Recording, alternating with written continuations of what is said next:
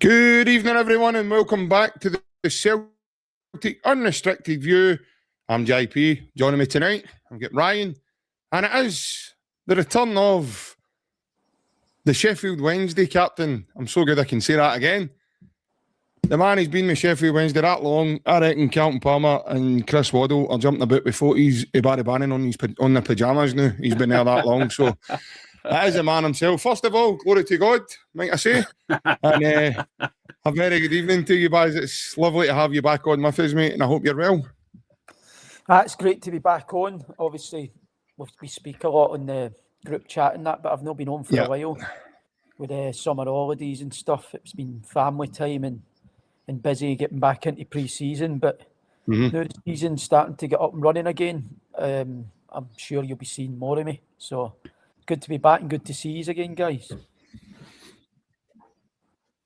And Ryan, obviously, we're sitting here with Baz again, mate. I've been looking forward to this all day today, knowing that Baz was coming to join us tonight. So it's good to obviously see yourself, mate. I know I've been relatively busy, mate. It's coming to the end of the summer holidays now. My kids are going back to school, so hopefully my schedule starts to clear a wee bit more and we can start getting motoring into the season. But good to see you also, mate. And I hope you're well and had a lovely weekend. The top of schedules, mate. The half-10 show is booming now. Big Casper, his ponytail's looking gorgeous, by the way. So the half-10 show is going to be booming. So I'll be busy, mate. So no, but like you says, mate. Obviously, we Baz came back home, mate. As much as we might think we know what we're talking about, or people might like listening to us, or think we're talking nonsense, whatever. But having Baz on, who's still in the game, a very high level, mate. It's always better to, in my opinion, chat to a guy who's involved in the game or anybody who's been involved in the game, mate. And I'd like to say that opinions are actually, it's knowledgeable opinions and it's actually in the game. So it's always good to have Baz on, mate. And like I say, it's been a while since we've had a chat to him on here, mate. So it's good to get him back on. And obviously, I'd imagine the viewers will be glad to have him back on as well, because he's always good, kind of good reviews for the fans. And I've been asking where he's been. So the fans have got what they've asked for, and Baz is back with us. Yeah, and a very good evening to everyone that's tuning in across the platforms. We will come to obviously some of your comments as soon as we can. I hope you're all well. Hope everybody had a lovely weekend and obviously enjoyed the festivities of the football we've seen at the weekend. We'll come to that as well. But first, I think it's only fair that obviously we'll start with yourself, Baz. As you mentioned, mate, you've not been on in a wee while. There's been a wee bit of change for you as well. You were obviously, you went to Millwall last season. You're now back at Sheffield Wednesday, mate.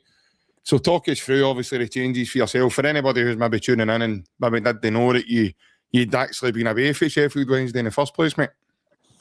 No, obviously, I went to Millwall last season in January, end of January. Probably, I think I was there for about four months, probably, to the end of the season. Just missed out an automatic promotion, obviously, with a point in the last day. And then flew into the playoffs, and we ended up coming short in the playoffs. So that was a bit gutting, but I enjoyed my time there. Obviously, it was short-lived. It was obvious where my home was Sheffield Wednesday. So once the call come to go back to Sheffield Wednesday, it was quite easy, really. It was a no-brainer. I was away from family at Millwall, so I was doing London on my own for a lot of the time, the months that I was doing there, which was hard for me because I've never done that before, and it was really hard. So the chance to go back to the club that I hold dear to my heart and my family's heart as well was a great opportunity, and I was lucky in the end that I could come back. And I'm looking forward to it again. I've obviously been there 10.5 years before, but coming back, you've got another point to prove again. You've got to fight for your place. You've got to prove it all again. So it's a different test for me, and it's one that I'm looking forward to. I'm delighted to be back. A lot changed since I've come back with the new ownership and a lot of new players coming in and a lot of players leaving. So it's a club that's on the up with the new ownership. The owner's been amazing. He's brought in a sporting director. There's a chief exec there as well, and they've been amazing. I think they've been in for about 100 days, but the change and around the training ground and the stadium. They've done a lot of work to that already. They've brought in a lot of players, so it's a place that's buzzing. The fans are right behind it. They've got an owner that they believe in as well. So it's a good place to be in. A club this size with that fan base, if everybody's together, then you hopefully can go on to do good things. Ryan, obviously, as Barry's talking there, mate, you know, we've got that similarity in Glasgow. Obviously, Kieran Tierney left Celtic, and Baz will know Kieran really well for the Scotland game as well. Kieran goes down to Arsenal, plays his trade down there for a while. Kieran's now back at Celtic. But Kieran's got that affiliation that Baz has managed to accumulate through the years with Sheffield Wednesday.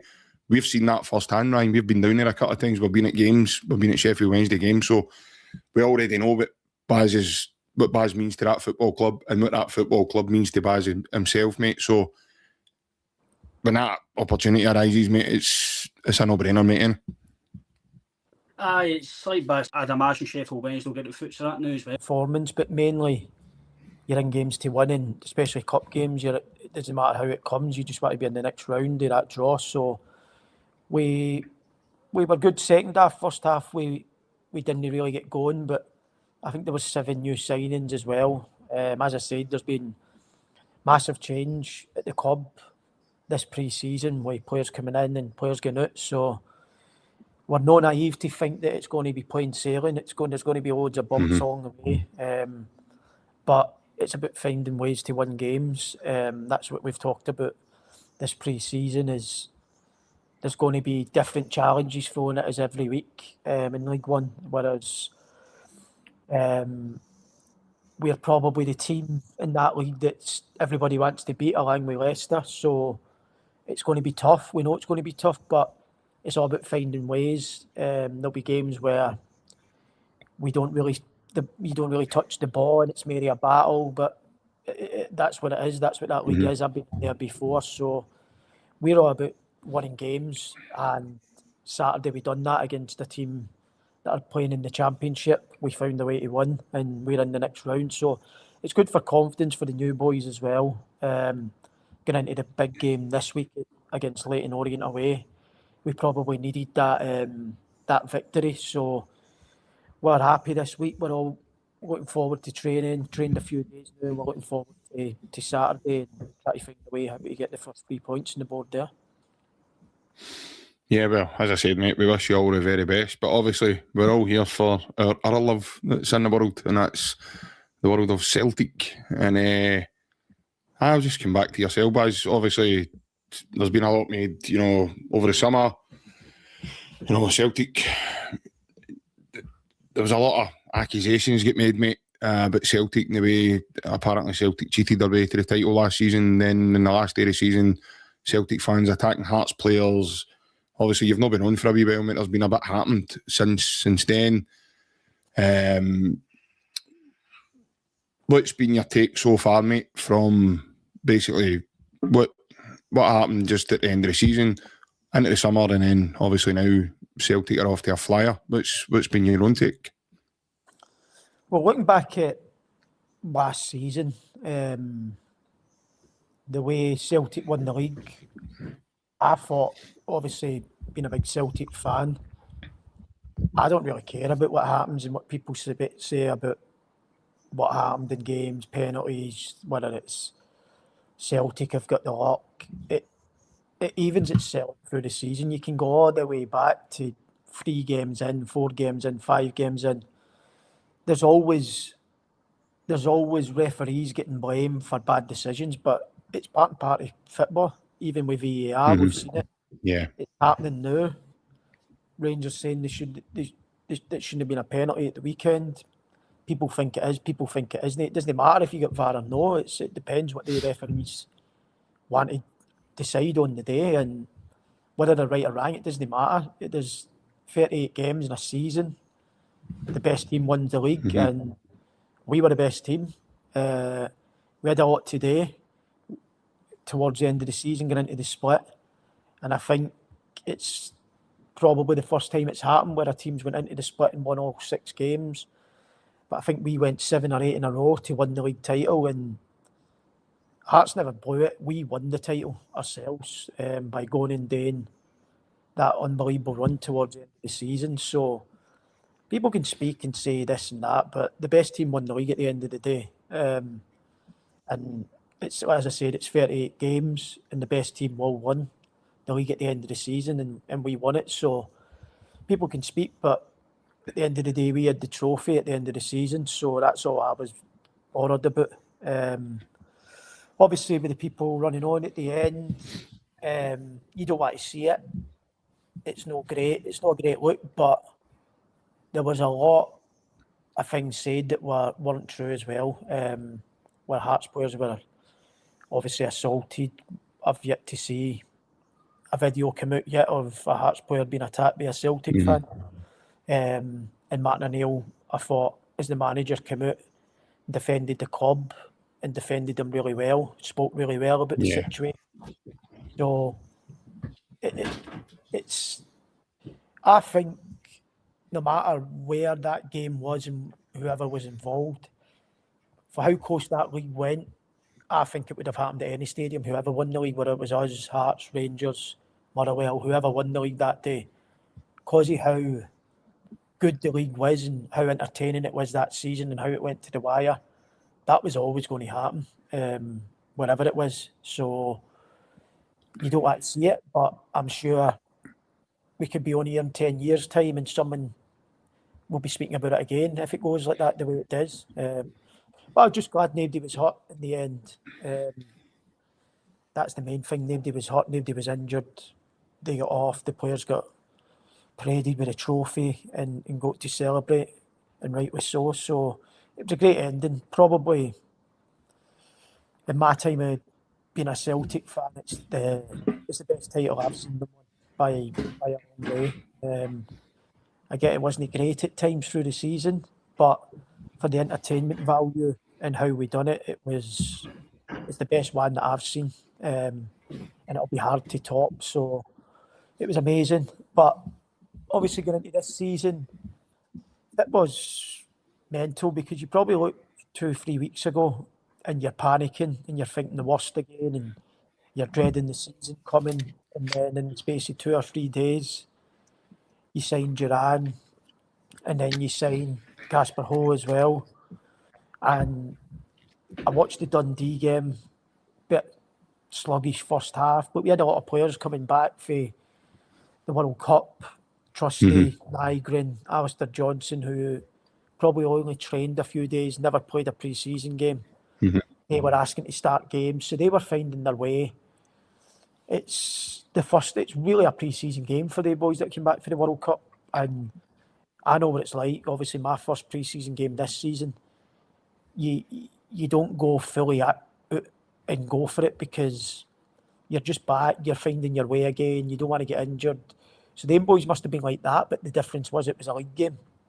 I thought the second half they were brilliant, and then obviously Sunday there I watched the game again, and it's the best I've seen them for a long, long time. I think the pace that they played it, the way they moved the ball at a tempo, and it wasn't just sidewards and backwards for the sake of keeping possession. It was more, we want to hurt these and how can we hurt them?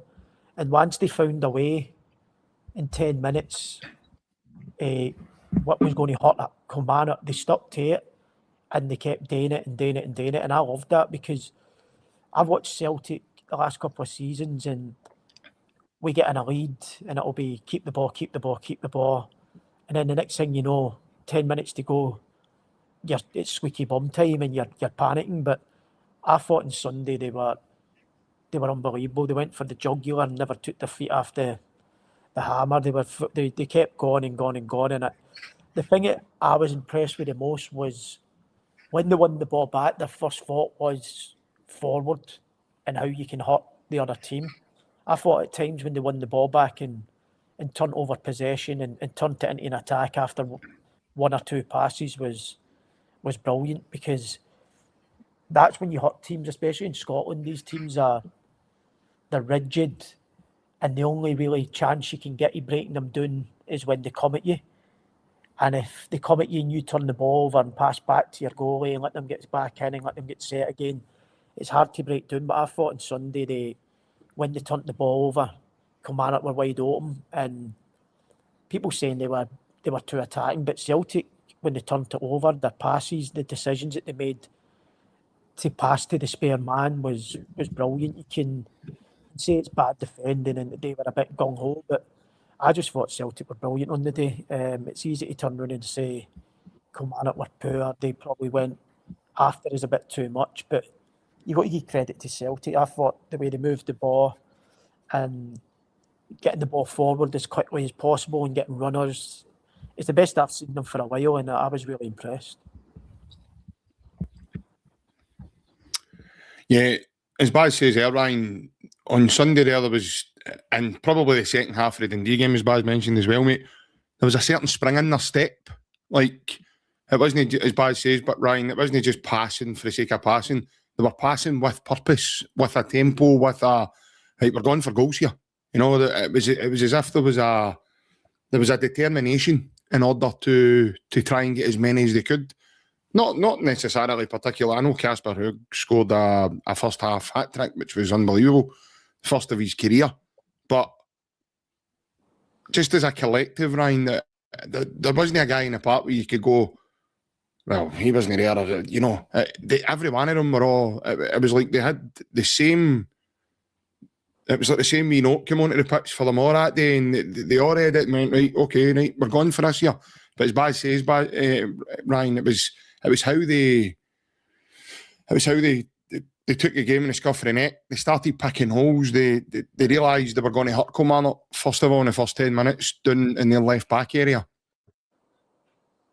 So what they done was Duran then managed to create an overload with AJ, and they played on it. Engels drifted out. He switched with Nygren. Engels then comes over to the left-hand side. You see that cross going in for Casper's first goal. We'll obviously come to the goals as well as we go, mate. But there was a real flair about Celtic on Sunday and a real purpose, mate, going into the game. I says, can I echo? It's the best we've seen in a while with Celtic.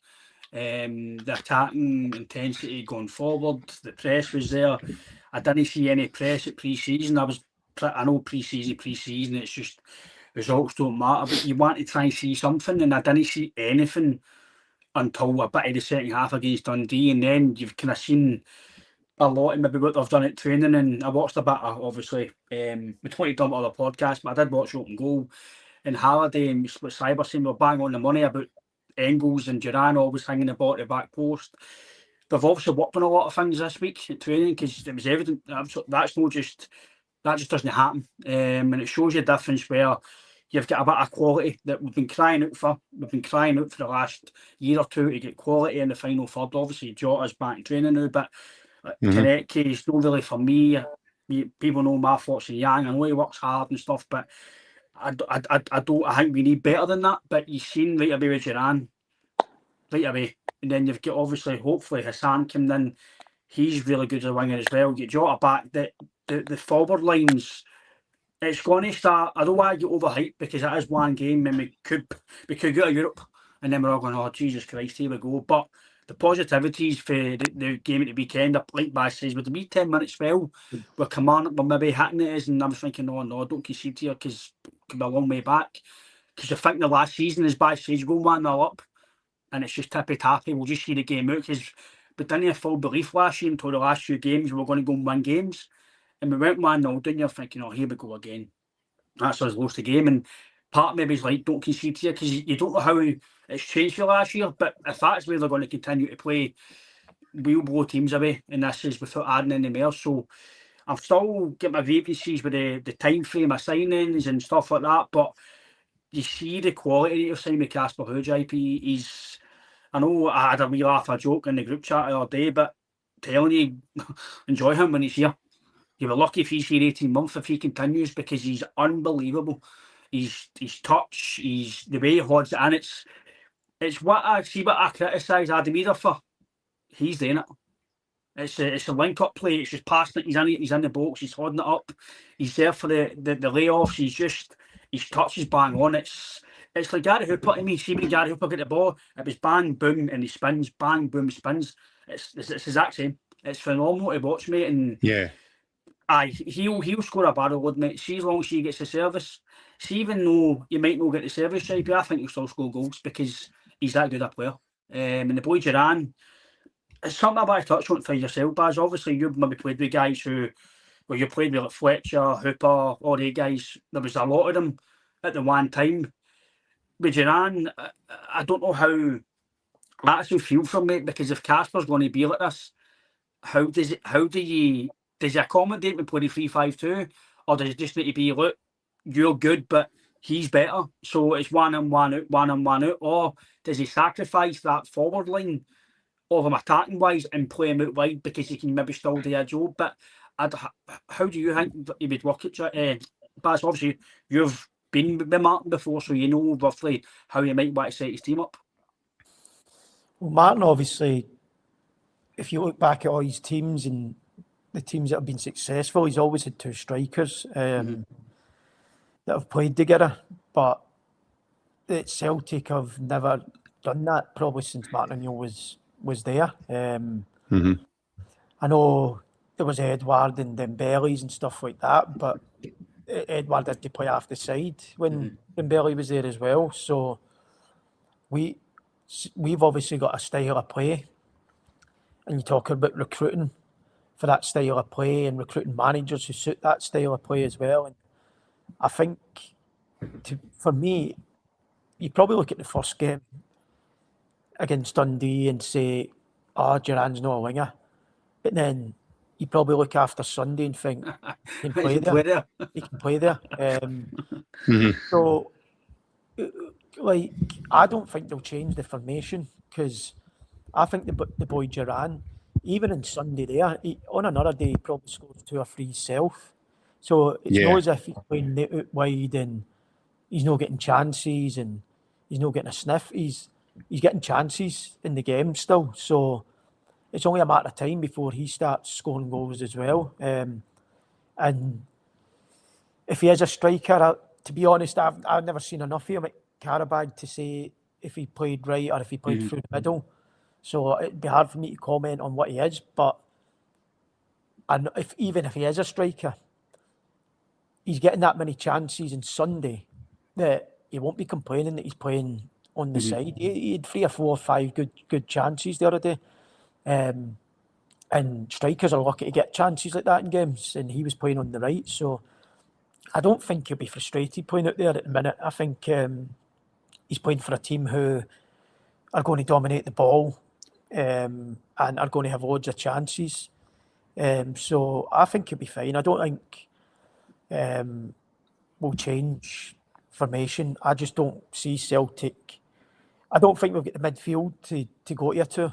I don't think we're suited to go to 4-4-2 with 2 wingers and 2 centre mids. I think where you went Engels next to McGregor, maybe that can work in a 4-4-2. But with Hassan coming in now, you're talking about you're probably going to have to drop Nygren, because I don't think Benjamin Nygren's a right winger. I would say Duran's maybe a right winger than Nygren is. So if you put Duran up front, that means you're going to have to play Engels in the middle with Callum McGregor. You'll have Hassan in one wing, and it would have to be Nygren because you can't drop him. He's been brilliant this season again. He's probably went on to a different level, Nygren, this season, with a big man up front. So, no, I think the formation at the minute will be the formation that we stick to. But the good thing about bringing Hassan and having Duran, who can play up front as well, is if it's not working, then we've got plan B. You can change the formation and put Duran up front. If it's not working, the 4-3-3. But I think at the minute, the way they're performing, it would be crazy to change the formation at the minute. Yeah, but it's obviously, you know yourself, mate, there's more than one way to win a game of football, and there's certain wee cleverness bits you can drop in and out. But for me, you spoke about Martin O'Neill there, mate. Martin O'Neill, for me, you know, he might be in his 70s, but he's no He's not a geriatric. He's not a guy that's forgot. He's probably forgot more about football and half the managers in the Premier League. No, that's where he is in management. But he's adaptable, and he showed this a couple of times now. He's been back at the football club, in my opinion, Buzz. And you probably know that more than anybody, mate, because obviously you've played under him. But for me, the biggest sign of that, Buzz, and I don't know how you feel on this, mate, I noticed it straight away. And I don't know why my brain picks up on these daft, stupid things, but people were laughing at me at a football game and at the game in the last game of the season when I was saying this at half time. And I tell a couple of boys when I about me, I said, he's one up McInnes right away. And they're looking at me and they're going, what are you talking about, JP? It's one each. I said, no, Martin O'Neill's one up on McInnes straight away. Look what he's doing. And they're looking across and he was bringing in the actual on at half time. So when you do that, that still allows you to have your 3 stoppages in the game, but you can use your substitutes. So this is what I'm talking about, cleverness and adapting in the game. And he done it twice in this game. So he done it at half-time where he brings in the actual on. Then he arranged these subs to allow him to change his formation. Now, all the time he's been back at Celtic, Buzz, he went with 2 strikers. And he done it in the last game of the season. The biggest pressure Celtic have probably been under in the last few years, realistically, to deliver the league title on the last day of the season. And he goes with 2 strikers, mate, and it paid off remarkably for him. They didn't just win the game, but they won the game with, with then some. We won 3-1. In the end, it sort of wasn't close. We totally dominated that second half of that game. But he's also showed for me that you're talking about now when he played 2 strikers back in the day when he was up here the first time. I think he's more adaptable now. And I think he's done that by, I'll get your thoughts on this, mate. I think he's done that by surrounding himself with young guys like Maloney, Fozzie, Steve McManus, guys that have been in and around Celtic for a while that maybe have other skills that they can help Martin with. No, I'm not necessarily saying they're better than Martin, that's not what I mean. What I'm saying is they maybe, like say Fozzie, right? So he takes him to all it seems to be Fozzie that goes to all the games to watch the other teams that we're coming up against. It's never Maloney. And I had a laugh with one of my mates about this.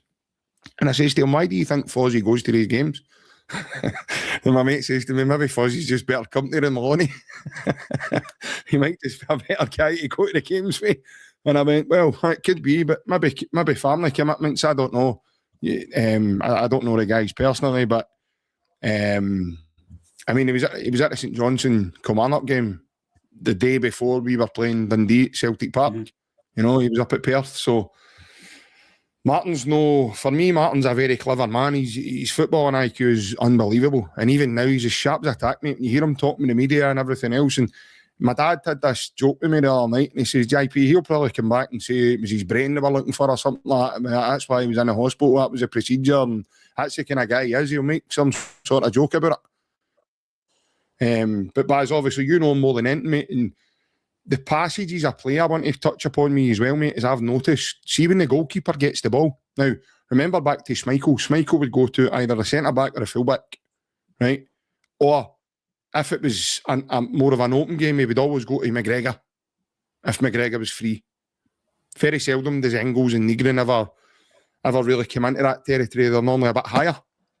But I've noticed with Sinisalo, and I don't know if this has been worked on, and I don't know if Ross Grant would have anything to do with this, because it's like almost a set play within the game by being the goal kick. Yeah. But Sinisalo isn't just passing for the sake of passing. There was a couple of times on Sunday, Sinisalo, he's pinging the ball right into Casper Hough, and then he's also pinging the ball into Duran. Now, Ryan touched on that there, mate, about working and things behind the scenes.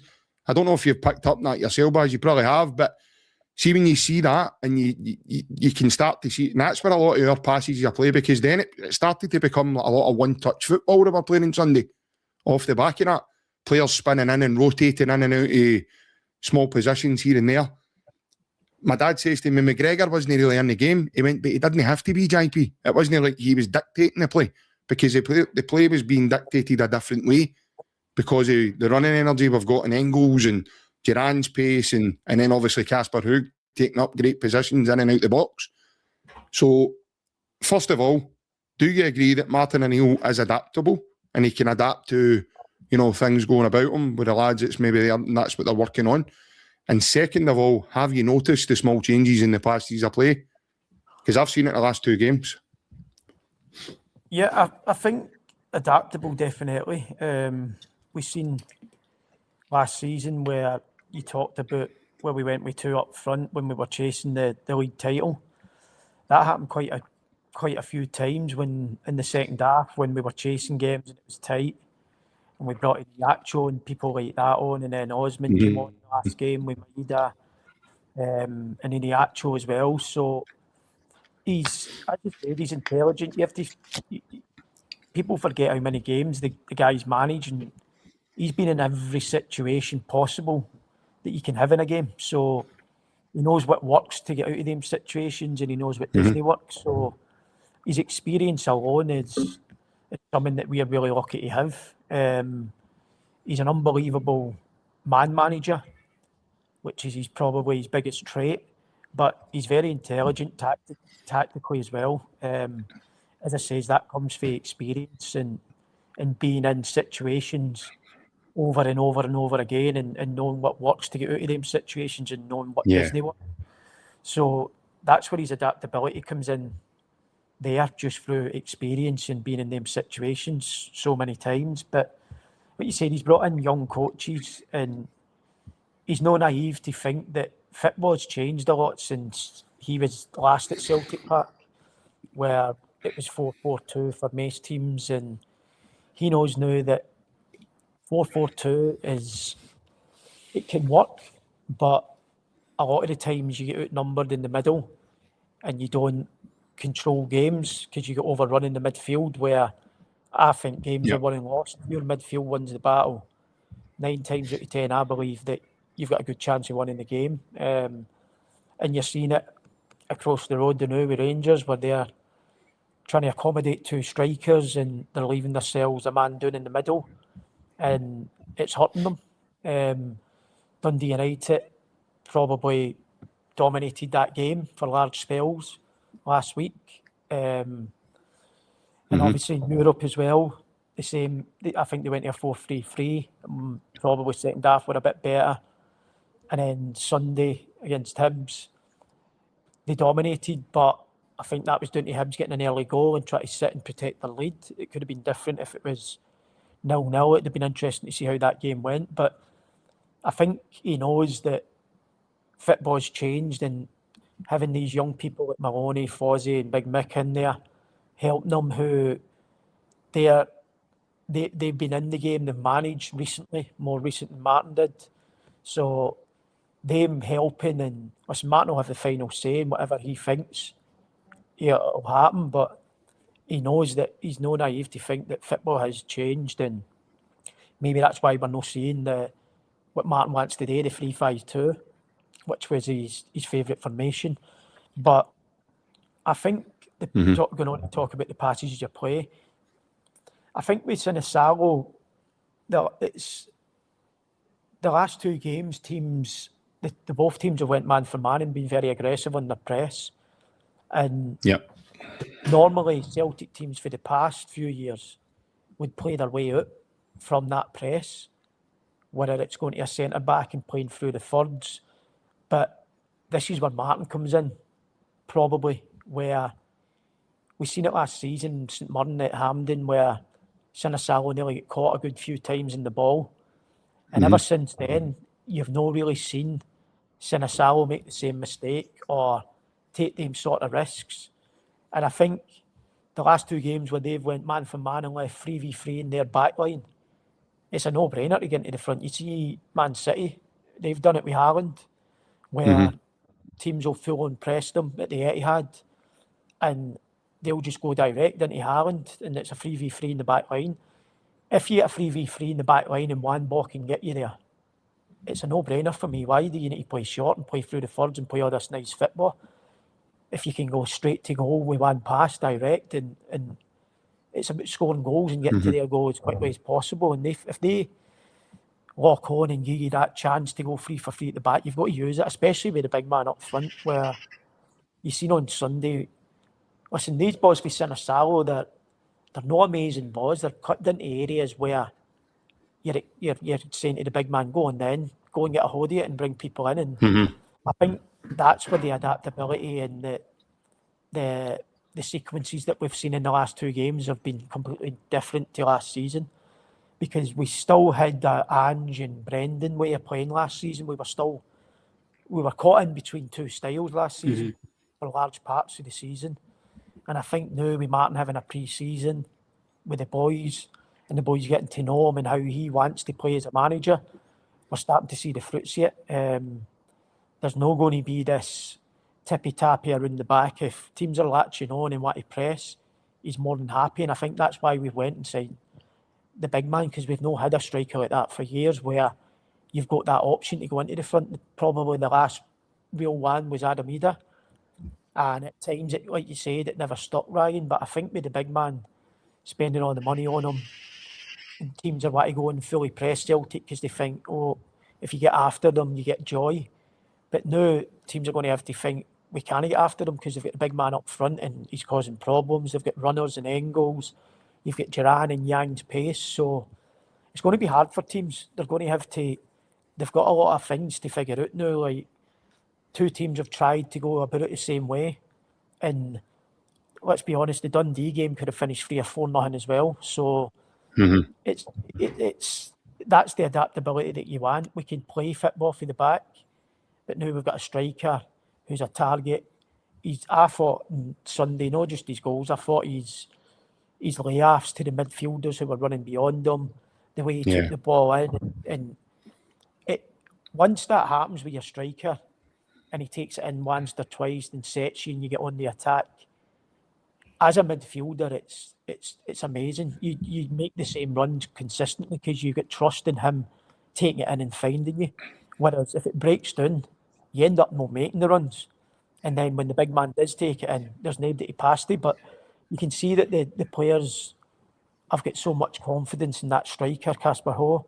And you see with the Engels and your Nygrens and your Durans. Nygren's been right.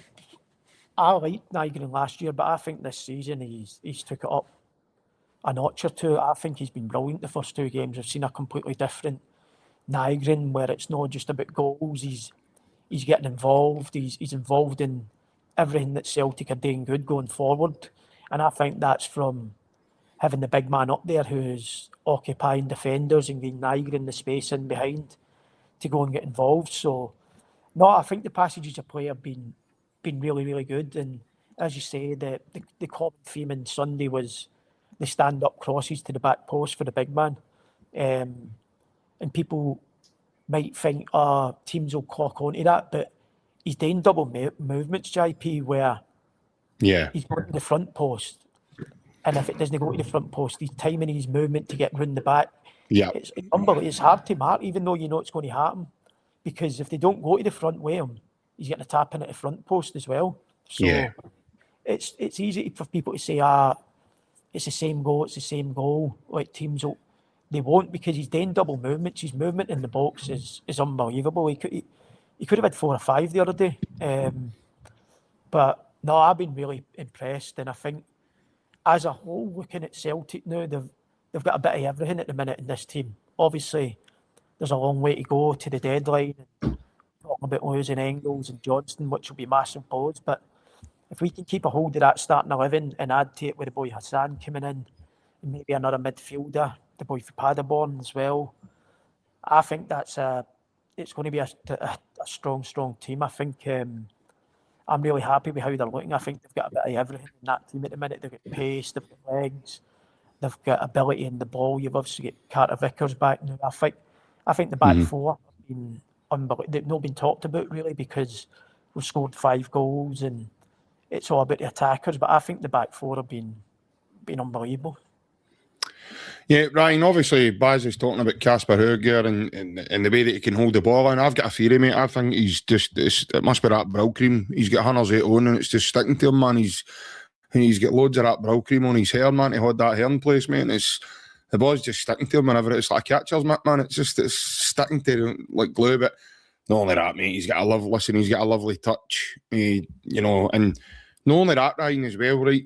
And listen, it takes more than just sheer ability to play for Celtic and come up here. And he's came from Scandinavia, mate. He's never left Scandinavia. That's the first time he's ever done it. But to come in here with that, I don't want. You can see he's oozing with confidence, Ryan.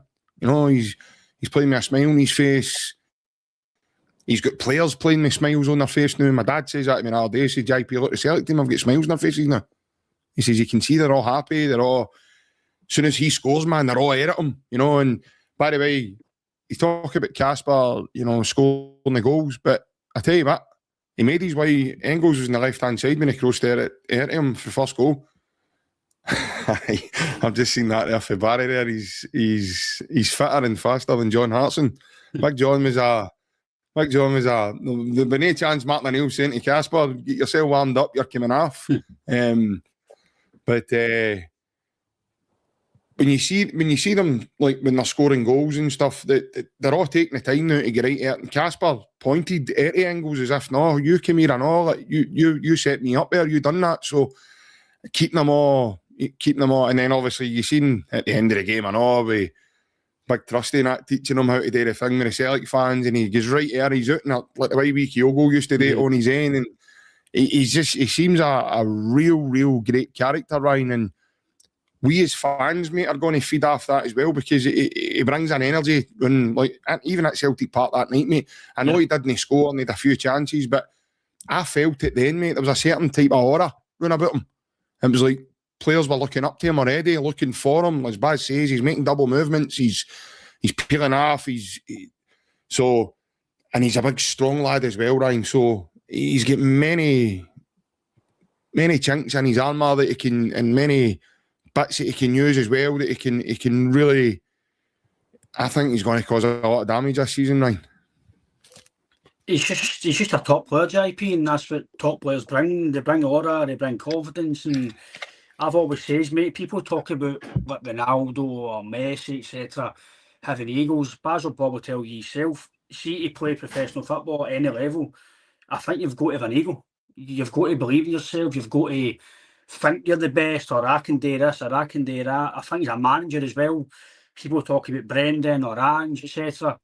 I think you've got to have an aura about you to continue at that level or play at the level. So, but I've always said about a number 9, that I think you live and die by your number 9, Baz. I think you can have a good goalkeeper, good centre mids, etc., but you can maybe put through forward. But if the forward's no putting the ball in the back and it makes yourself available, like you says with Adam Meader, maybe no link to play as much, but I think for me anyway, Baz, maybe I know I played a bit that position, but I didn't play at any level at all compared to professional level, etc. But I think the number 9 for me, again, you play centre mid, Baz, you might think different. You're obviously far more qualified me, mate, but I always think for me the number 9 is, it's a pressure position. If you're no scoring, you might be contributing, but if you're no scoring and like you're playing, doing the right things, you're always going to get criticised. Like Adam Meader, he scored 20 goals, but he's a lot of bits he's playing wasn't great, so he get criticised for it. And even if he scored goals, his link-up play was good, but didn't score goals, he'd criticised. But for me, Casper, mate, he just looks like he's all round, like he says. I think was it his second or third goal? You talk about the double movement. He went back, and he came out guys like that, and he's just got a tap in at the back post, and people think that's easy. That's just, I personally think you're born with it, Baz. I think you're born to be a gifted striker. The movement, I don't think you can learn movement. I know you can maybe coach how to move, but I think for a good striker, I think it's just natural, mate. You just know where to go, you know where to be, and he's a penalty box player. You just see, there was a bit, I think it was Sky Sports had done it. I don't know if it was Boyd, I can't remember who it was that highlighted it, but it's like the way Messi plays. I'm not saying he's Messi, but just as a number 9, he's looking about, he's observing, he knows when to go, and that's no, like, guys didn't do that. Other guys, I think he's just I don't want to heap too much on him because he's just come in the door, but you know yourself, Baz, when you see some, you've probably seen guys before, Baz, and from a 5-minute spell, the way he hits the ball, the way you're going to go, that boy's a player, and I think with him, mate, you can just tell he's a top level striker. Lad, see, before you come in, Baz, as we always do in this channel, and me and Ryan always have a laugh about it, there's always a moment, it usually happens on a Monday night, it's happening on a Tuesday night, I've got a breaking news update for us for the channel. Real Oviedo winger Hassan has now completed his medical in London ahead of his €9 million move to Celtic. It is understood the Egyptian international is due to travel to Glasgow tonight to finalise the paperwork on a 4-year contract with the Hoops, having an option with a further year to extend the deal even further. The clubs have agreed an initial fee of around €6 million with €3 million in add-ons. So we'll get your thoughts on what Ryan had just said to you, Baz, and then we'll obviously get a wee chat about the breaking news, because this always happens to me and Ryan when we're on together on this channel for some reason. No, I think what Ryan was saying about Caspero up front, being a penalty box striker and knowing where to be at the right time. Listen, his goal scoring record before he came here was unbelievable, Bodo. And it's similar to what I was saying about Martin O'Neill in terms of being in these situations and knowing what situation you're in, how you score goals. He's been in them situations millions of times, so he knows what it takes to score a goal, and it doesn't change no matter where you go. If you've got people around about you who are going to put balls into the right areas and you're going to be in that area, you're going to score. So he's a goal scorer. We were getting a goal scorer when he signed. We paid big money for it. But I've been really impressed with his overall round play as well, especially on Sunday. I was slightly surprised a wee bit at his touch and how good he was, and some of his first touch passes that he was bringing others into play. That was what I was happy about more than his goal scoring, because we all knew he was going to score goals. Even the Dundee game where he missed his chances, like JP said, you could still tell after that 90 minutes that I think everybody said it, he had a bad day in front of goal, but you come away from the game thinking he's going to score loads of goals, him. And he missed a few big chances, but he's a goal scorer, and we knew that anyway. But the thing I was like happiest about on Sunday was his overall play was brilliant, and like probably people don't really take this into consideration, especially after Sunday, because you go on 1-5-1 and made a lot of the play, but his pressing's unbelievable as well. He works so hard for the team. Out of possession, I seen him chasing back and over the halfway line when Engels got caught beyond him, he was running back. And he's not one of these target mans where he can't move. He's not rapid, but he's got a fair enough pace about him to get away. So I think we've signed a striker who we thought was going to score goals, but I think we've actually got a better striker in terms of the overall package. I think he's brilliant. Listen, it's his second game in, and we can all get carried away. He scored a hat-trick, but I've seen enough in Sunday to think that he's more than just a goal scorer. I think the way he presses, the way he takes it in, the way his touch to bring other teammates into play was brilliant. So it looks as if we've got another favourite player at Parkhead for the season, for the fans. So it's amazing that we've got him. We've been crying out for a striker like that for a while, and we've went and done it, and it looks as if it's paid dividends. Touching on the latest news, the breaking news. I remember in the summer at the World Cup, I was watching Argentina-Egypt with the lads at St George's Park, and we were like, who's that? And it happened to be the guy that we just went and signed, Hassan. He was brilliant that night. That's the first time I'd heard of him and seen him. But he stood out like a sore thumb that game. I thought he was brilliant. I've watched clips of him since he's been linked with Celtic. And the thing that stands out to me is he's going to be hard for defenders to tie down. He's a left footer that plays wide right, but in all the clips that I've seen, he's down the outside on his weak foot quite a lot, which tells me he can go either way, and he's happy to go either way, which makes it a nightmare for fullbacks that are defending him.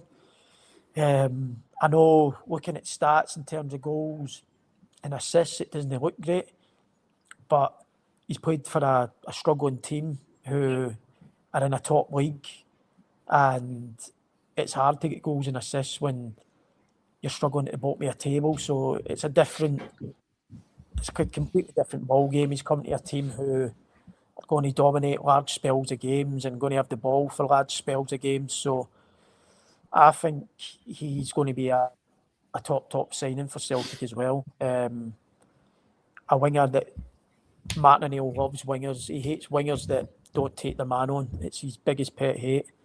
He just wants wingers to get at the fullback and get crosses into the box. Is he big on that, Baz? Aye. Massive. He's not really, when you get these wingers who they want to play give and go and come inside and follow their pass. He's Martin O'Neill's old school. Wants his wingers to go on the outside and deliver crosses into the box. And you can see the way the signings that he's making, it makes sense. He's got the big man in Hogh'S as his number 9 now, which tells you he wants crosses into the box. The big guy loves crosses. By the looks of it, he scored 2 headers at the weekend. And he's just went and bought a winger for 6 million who loves going down the outside and crossing the boss. So it tells you that we are recruiting from Martin O'Neill, and his staff are the ones that are having the say in the players, which is great, because at the end of the day, it's the manager that's working with these players. So if he's got the say in them, he knows what he's bringing in. So I think it's a terrific signing, and it's a real statement and intent. We've obviously been moaning for a while now about spending money and bringing players in, and we've went and signed 3 players now for just around 30 million, which is big money for Celtic, considering we've not really sell anybody yet either in terms of making money back. So it's looking good. As I think there's still a long time to go, and 3 weeks down the line we could be sitting here and pulling our hair out about Engels and Alistair Johnson leaving and might not having replacements. But as it stands at the minute, with the team that we've got in front of us, with Hassan coming in, it's looking really good. Yeah, I mean, obviously, Ryan, as Baz says, touching on, obviously, first of all, Kasper Hogg, we can all see his quality, you know, in terms of he's got a variety in his game as well. He's not just like a one-trick pony.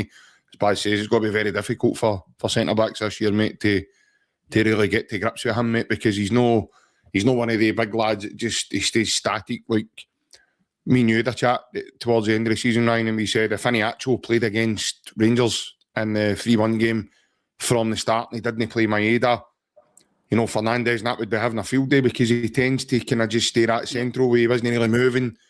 He was struggling for his overall fitness here, as much as he was producing big moments for us. But Kasper's not like that. Different guy. He's mobile. He's got speed. He's got awareness. He's got a touch tactically. He's aware. So, and he's played under a very, very good coach, and Kajetso Kusnutsen. Yep. So you've got to say that guy's done an unbelievable job at Bodo Glimt. So again, mate, he's been coached at a very good level. He's got really good. I'm going to big my own guys up and say he's been coached with good coaches now. Sean Maloney, Fozzie, these guys are the novices, mate. You know, they're in the game. They know the game really, really well, and he's under a great manager in Martin O'Neill. So yeah, I'm going to back that and say that he's been coached at a decent level now. But then you as Baz also touches on the new guy, Hassan. Ryan, you seem to have a bit more first-hand knowledge than all 3 of us here.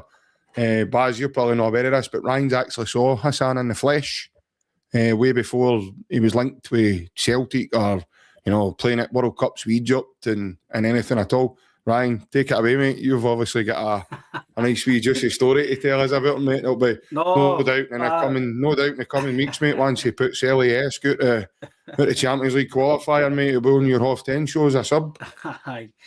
No, I was in Tenerife a few years ago, and I was on holiday, and me and my old man went and watched Tenerife and Sporting Gijón. It was the La Liga 2, but him and I think it was Campos. I think he was the captain at the time. Sporting Gijón were second or third. They were going for promotion. I think Tenerife from mid-table. But I did say to JP, I said to other people that I knew as well, that Hassan and Campos, they were unbelievable that night. They were absolute standouts. And I was like, even my dad, that's the sort of player we should be scouting. Second division in Spain, probably not got a lot of hype about them now. Go and have a look at him, and that was 3 years ago. And that's the last I seen him. But he was unbelievable. You're talking about old school Baz. He was direct, he was quick, he was strong, he was getting the ball and trying to deliver it. He was always very rarely was he inside. He was basically like, I'm trying to put it how I could put it in Celtic. See, like, it's KT and him. He was letting KT go in and he was staying out wide, so it was always wide. So Celtic were by if he continues the way, just say that game and what he done at World Cup, the way that I've got him playing with Celtic is he's the license for KT to go forward. He's cheating, KT's cheating, they're moving forward, but KT's moving in and he's just gained Celtic the width. So again, you're gaining another dimension, like you says, Baz. He can adapt and play different formations, Martin. So I'm only going by again. I've only seen him once for 90 minutes, and I've seen the World Cup. But as soon as I seen him, we were linked. I think I don't know if it was January or so. We were linked to him or February. But I text you, JP, saying I'm sure I recognise that name. And I looked at the lineups. I'm thinking that's who I'm mentioning to you. And I was like, he's brilliant. We need to sign him, and I'm only basing that on 90 minutes. You shouldn't, but he was phenomenal. And like you've said, Baz, you can't go on. He done all right with Sporting Gijón that season. I'm sure he get promoted to La Liga, but I think they get done again that year. I think the boy Campos is still there, actually. He's still at Sporting Gijón. But he's not playing for a top team, like he says, Baz, in that league. He's playing for a top division, but he's not like he's Kieran Tierney or he's like Jota, etc., who'll be up doing all the time getting balls in the box. He's not getting that luxury. So his stats are going to not look good. But if he puts what he's done at the World Cup for me, Baz, and what I've seen him, this could be a bargain. Again, I'm only based it on he could come here and he could fold under pressure. He might not settle. It could turn out to be an absolute horrendous signing. But just on the evidence I've seen for the World Cup and what I've seen from live, I don't think the Scottish league, mate, maybe European, we don't know how he's going to be in Europe, but especially in Scotland, mate, I don't think we'll get any worries with him because, like you mentioned, mate, we do look more direct. Just a good point you made, Baz. Even my old man said to me the other day, we just look more. I thought it's a good question you mentioned with obviously Negan, Baz. I'll let you on that, mate. I think I said to JP, but it looked to me like Negan was playing like a 10, and Engels and McGregor were just sitting. But because of McGregor, I think your old man's right, JP. McGregor was just kind of sitting. He was letting Engels go, but I think because I'm not saying that they don't trust Scales or they don't trust Donovan or Ralston, but there was just I don't know if it's because CCV's there, but there was just maybe a trust in the back four for the guys just to go forward, Baz. But do you think that's just a confidence issue now as well, that they've seen Hogg, they've seen Duran, there's just a more confidence in the team that they're no that the shackles are off, but there's a more freedom. Like, you've won the league now, go and sort your stuff, and I thought KT, mate, look back to his best. No, I think like... Well, Baz, that's going to bring in a question that... Sorry, mate, I was just going to say about Ryan's asking you, I was probably going to bring in the next question I was going to ask. It's for the comments, and it's for Big Barry McCandless, who you've spoke to a couple of times with, he's on the channel. And he says, question for Baz, do you think McGregor has looked far more himself with the new signings? And does that happen to players? Obviously, you know yourself, Baz. Does that happen when the kind of level of quality rises when you've got those options? And because my dad says that as well. He was saying the exact same thing. No, that McGregor, he wasn't saying McGregor was hiding. He just says, JP, we didn't rely on McGregor on Sunday the way we normally do, because there's no other levels of quality we've got within him, round about him. You know, and it's not just the onus isn't on him. Would you agree? Definitely, I think. Like, we're talking about the new signings coming in and making the team look better and stronger. Mm-hmm. But you're forgetting that Callum McGregor last season was playing a lot of the games without Carter Vickers, without Alistair Johnson, who are like two new signings themselves as well when they're in the team. Mm-hmm. They're massive players for Celtic. So it's difficult because, listen, everybody at Celtic, they're all good players, but you can definitely see a difference in the drop-off when you lose people like Carter Vickers and you lose people like Alistair Johnson. So the level of the team drops, and it probably puts more onus on Callum to step up and take the game by the scruff of the neck and try to be involved in everything. And realistically, you can't, because he's playing every minute of every game, and if the team's relying on you to get on the ball, to make things happen, to win the ball back, it starts to catch up on you. So I think with better players coming in, 100% his game will go to another level. He's a top player, so when you've got other better players around about you, you'll strike connections and you'll look $1 million. But I think what a lot of people are forgetting as well is he's probably not had a rest until this summer for years and years. He's always been involved with Scotland. He's played every game at Celtic and then went away with his national team in Scotland at the end of the year. And he's probably had 5 weeks after summer, and the summers before, leading up to this summer, he's probably lucky if he's had 2.5, 3 weeks to recover, and then he's back into it again. So I think you're seeing a fresher Callum McGregor, and probably a Callum McGregor that's had a chance to get rid of the injuries with a 5-week break that he's had as well, that he's been carrying. See on that, Bash, sorry to cut you in, but you put a good question, because it's relevant to you. Obviously, you've played with Scotland. You've been in camps, you've been away for days and weeks, away for your family, away for your club. You're constantly playing.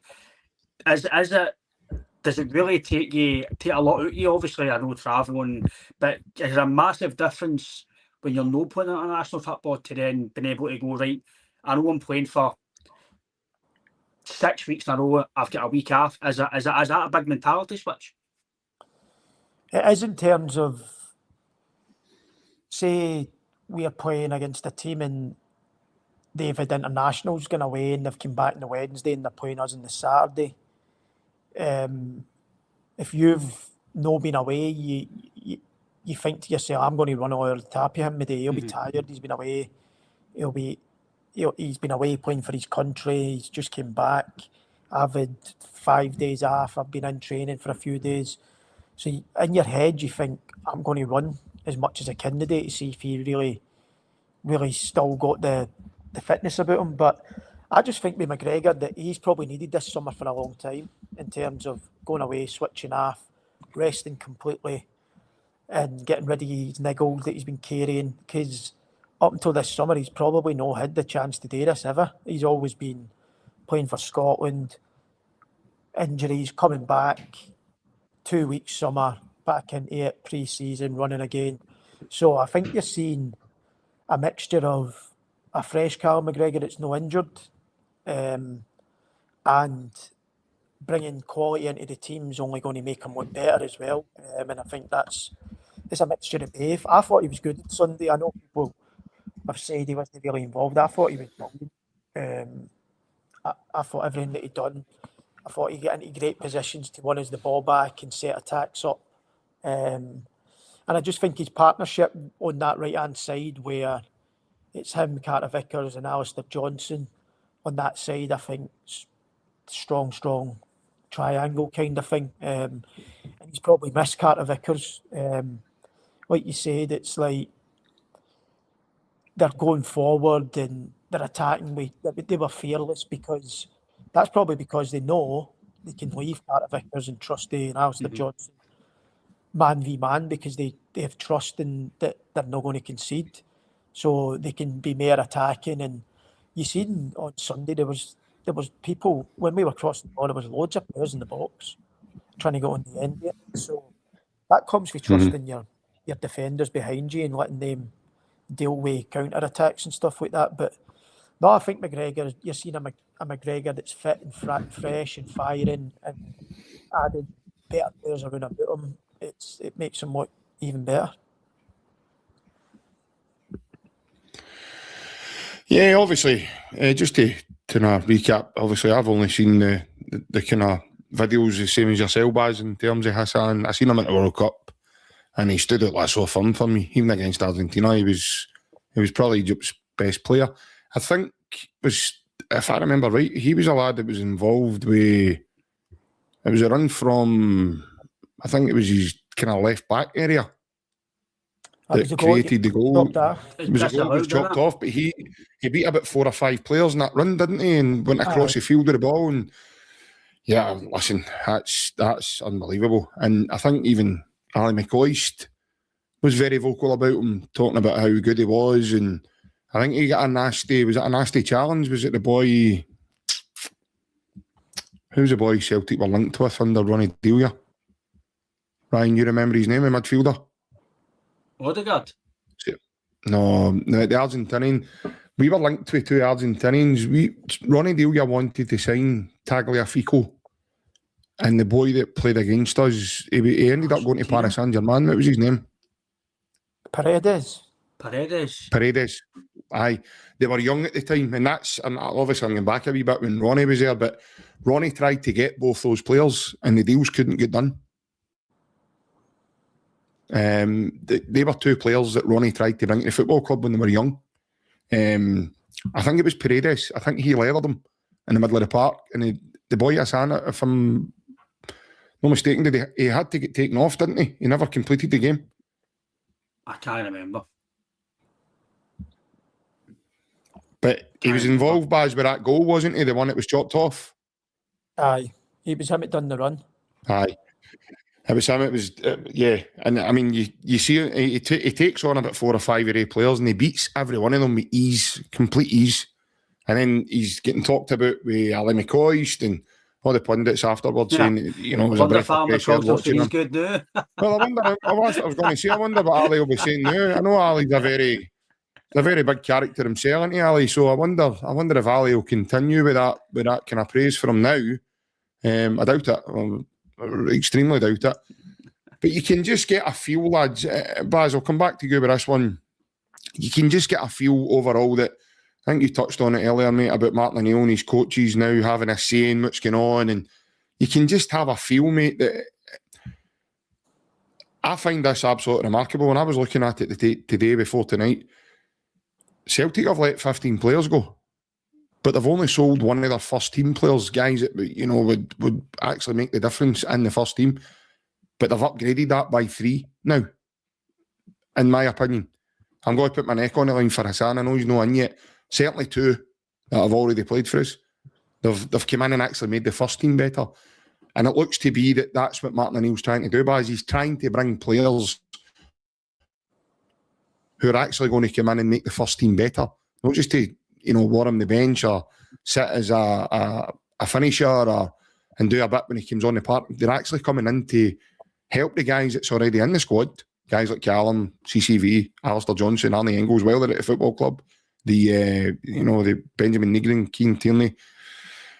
It looks to be that's the way that they're working now. And obviously that was announced in the recent AGM that they done in Cork. That was in the minutes. That was the strategy. They were looking for more quality over quantity. Martin did say we could have had about 50 signings in by now if it was just wanting to do it by numbers. But it seems to be a certain level of doing it, Buzz. And it seems to be a certain calibre they're looking to get over the line. No, definitely, but we've been asking for this for years. We've been asking Celtic to go and sign people like Kasper Dolberg for 10, 11 million, because let's get it right. We've signed Kasper here for 11, 12 million. Ryan's big in the minute and saying he'll only be here a year, which could be true, but you're going to get 20 plus million for him, probably. So we're doing these other signings at 3 and 4 million. They're not really taking off or whatever, and you're ending up not making any money on them at all. And I know, I get it's a bigger risk with spending that money, but you look at Arnie Engels, you look at Nicholas Kuhn, Matt O'Reilly, people like that. If you go and spend a fair bit of money, you're guaranteed to get it back when the day as you think they're going to do. So we've been asking for Celtic to sign starters and people who are going to make the team better. And the only way you're going to get these players in is by spending the money that we're spending at the minute, because it's a strong team, the Celtic 11. So if you're going to improve it, you're going to have to spend money. And money being upwards of 6-7 million to improve that squad. Because if you were looking to replace Arnie Engels, what do you have to go and spend? You're going to have to spend big money to get somebody that's better than them. Same with Benjamin Nygren. If you have to replace him, you're going to have to spend good money to get somebody that's going to come in and replicate what he's doing. Alistair Johnson, another one at right back. We're trying to sell him for 15, 16, 17 million. You can't then go and replace these people with project signings at 2 and 3 million. Too big a risk. So it's great that the board have went and done it, but I'm hoping that in a few years' time, or like Ryan says, maybe next season when they've went and had terrific seasons and you end up getting 25, 30 million for them, this will be enough for the board to think that's the way we need to go and that's the way forward. It's a risk, but come with the risk is bigger dividends gets paid off. So I'm hoping that with the money that they've spent in these last 3 signings, if they go and do what we all expect them to do, and listen, we don't want them to leave, we want them to stay at Celtic for years and years, but when it comes to it and we do sell them and we get big money for them, that this is the new project and the new way that Celtic will work.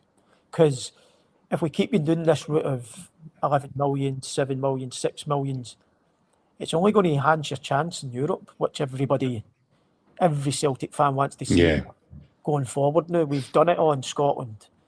Now the big thing for the Celtic fans is, can we go further in Europe?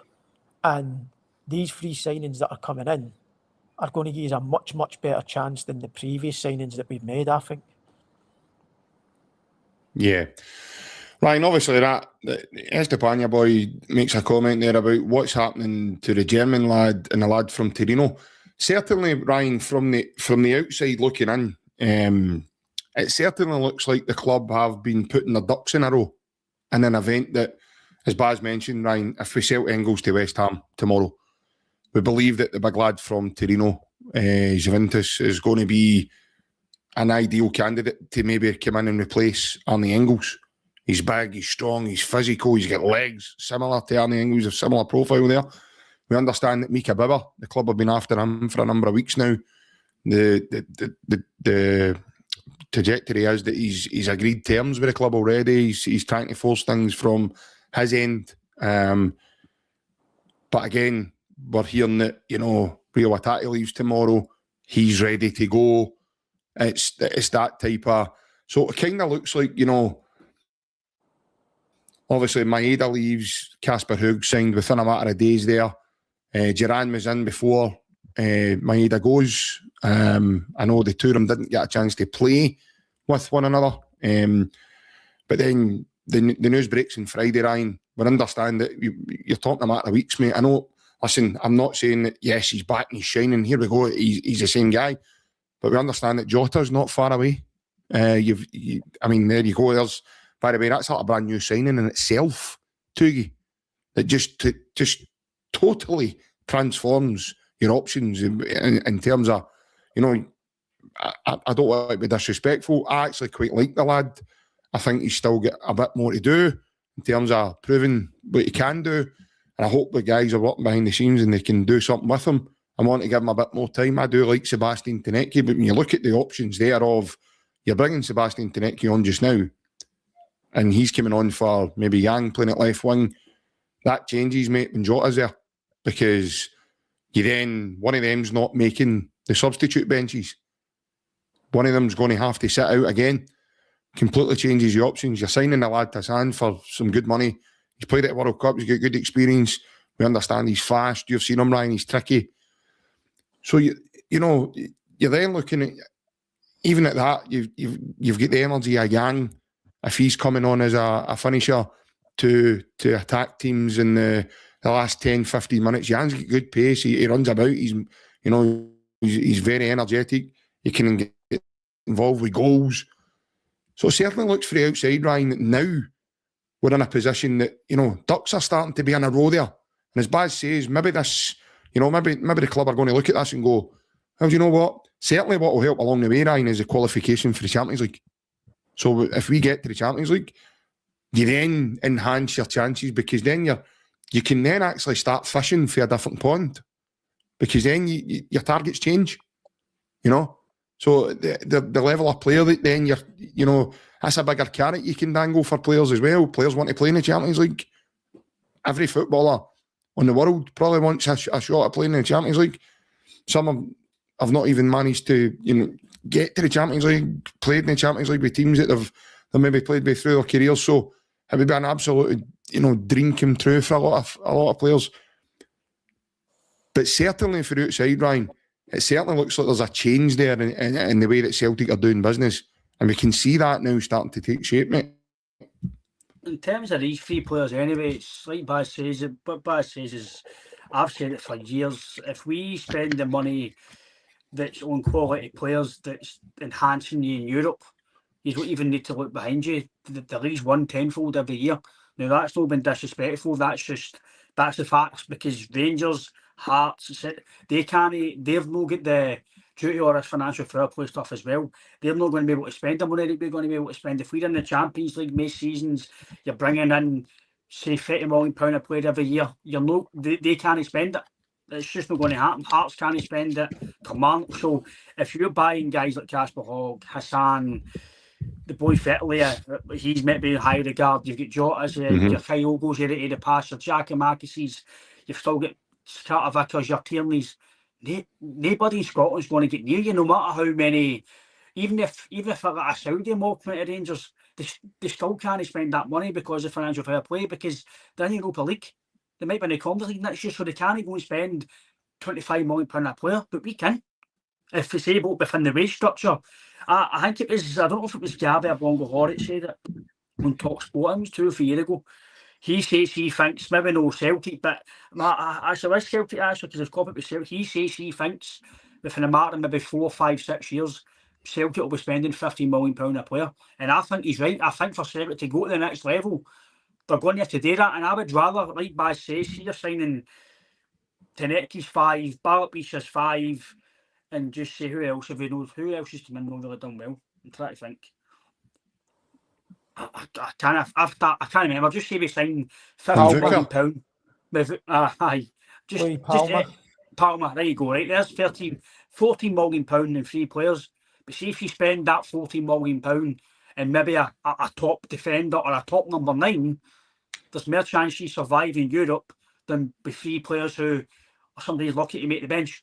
So as much as Baz is bang on it, it might be a risk. But see if you're signing a profile, I know Dolberg didn't do well at Norwich, but there's nobody can say it when they do well at Celtic, right? The Kasper Dolberg profile, the Kasper Hogg profile, they are 9 times out of 10. I've always said, especially for a number 9, if you're signing a guy who's come off a successful season or a successful 4, 5, 6 years, he's going to be successful 9 times out of 10. But if you're signing guys like Yamada, who get 6 goals in a non-competitive league compared to playing in Europe, the Champions League, he's probably going to fail at Celtic. If you're signing guys like Nadir Chiski, who's doing all right for Dun United, same with Rangers with Shankland, goal scorer for Hearts. But playing with, I said to you, JP, John Souttar was a standout for Hearts. Brilliant for Hearts. You go to Celtic Rangers, different kettle of fish. It's the goal fish goal, the culture. Ryan, sorry to cut in and out, but look at it now with Cammy Devlin. It's a total different kettle of fish. People saying he's one of the best players in the league last season, but it's all right being one of the best players for Hearts, right? It's levels, mate. It's the same with Claudio Braga. Done well at Hearts, but see if you go to Celtic, even Rangers, I know they're no Rangers what they used to be, but they're still a massive club, right? And the demands are still unbelievable. You need to have, there's so much. See like Ryan Christie went to Celtic, took a bit of time to step in, went back, came back. He eventually understood it. Boom, he was brilliant. He knew, look at the Bournemouth. Bournemouth are brilliant underneath him. He's brilliant at Bournemouth. He's flying at every game. He's amazing. So it just shows you how the levels we are. That's why I keep saying, see when somebody plays well against Celtic, I know he's at Sheffield Wednesday and he was a good player like Slattery, you're Josh, etc. We're seeing them against Celtic going, aye, they're good players. But there's a big difference doing that against Celtic and trying to impress and for Motherwell. But see doing that at Celtic Park, knowing you have to win, you need to win that title, you need to win that playoff game. Your mentality is different, mate. So if we're going to sign guys like Hassan, who's been there, done it, now played at World Cups, Casper Hogh'S done it at the qualifier, I think he's at 4 in 8 games, I think, for the qualifiers for, was it Denmark? No, Norway, Denmark. So Denmark. they're signing guys who are proven quality. Mika Bibbers, I don't know much about him, but he's proven in the German situation, similar to Arne Engels is proven before he came to Celtic in a top division. So Arne Engels has got his fans don't like him, fans like him, fans think he's got to do more, fans think he's doing enough. It is all about a pin. But like Baz says, the profile of Arne Engels, what he done, the improvement, he's new cap for Belgium. If he continues this trajectory at Celtic, if he goes, it doesn't go, he'll probably be in the Belgium team next season, potentially, next year. If he continues this, if Celtic get to the Champions League, and I think for me, JP, it's all about the Champions League. See if we strive to be the best. This is a frustration. I'm not going to roll out the carpet to the board and go, well done, 3 signings, fantastic. Well done for getting them in, but that's the job. They're getting paid nearly £1 million a year to do this. This is what they're supposed to do. The failings that Israel criticise them is when they fail, nobody really goes, oh, but all right, it's not your fault. But they want to praise when they get players in, but that's their job. So they will get praise, but we still need a left back, need a goalkeeper. We might need to replace a Tati, need to replace Bernardo. So these 3 are brilliant, and like Baz says, hopefully this is the way we're going now. But we still need to, I think the bench for me, you can maybe come back on this, lads, but the bench is a bit of worry for me, because I know McKibben came on done well, the Ox can't get a game out of him, Tenecki for me, I don't see it.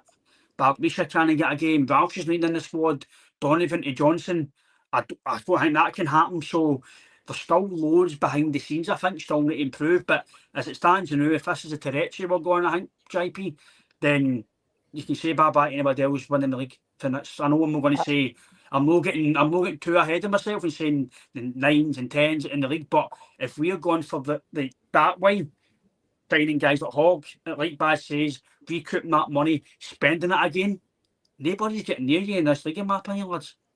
I don't think it's as bad as people think, the bench. I think... There they are. I think people think that we need 3, 4 players, but you're forgetting with that Hassan coming in tonight. And Jota as well, sorry, aye. Gang's going to be in the bench. Jota's coming back. There's another midfielder going to have to miss out. Then with Jota, Hassan, and Duran and Casper O, you've got that's 3 of them. So then that probably puts Benjamin Nygren on the bench if you play them 3. Mm-hmm. So you've got Liam Scales, who's still to come back, who's back now from his suspension. I think, and let's be like, even though he's not come on yet, Alex Oxlade-Chamberlain's a good player to have on the bench for me anyway. For me anyway, I think he's solid. Whenever you need him to come on, he's good to turn to. Luke McCowan domestically done very, very well when he came on, scored again the other day. I think you probably need a goalie at the minute, a left back, and maybe another midfielder for me, and I think we're all right, personally. I would agree with you, Baz. I certainly have said this numerous times. I don't think the bench is anywhere near as bad as what it's getting made out now, especially with Jota returning as well. Again, that's another option. Nobody's even talking about it. Callum Osman's there, I know. Who's so effective. Like you mentioned, Baz, I know Ross Doohan's probably not going to move forward and be the answer for that. So I do think Martin O'Neill, and I believe in Martin O'Neill to bring in a goalkeeper. I do think that will happen. I don't think that's his priority right now. I think it's a priority. So Sinisalo's injured. I don't want to be disrespectful to Ross, but if Sinisalo, even the left back situation, we're snookered, mate. Because Scales, for me, it's no fair on him to play him left back because he's out his comfort zone. And I know for a fact, if he makes a mistake, I'm going to stop him. But it's not his fault because he's no used to playing left back, and it's no Ross Doohan's fault if he makes a mistake because he's rusty. He's not used to playing at a level.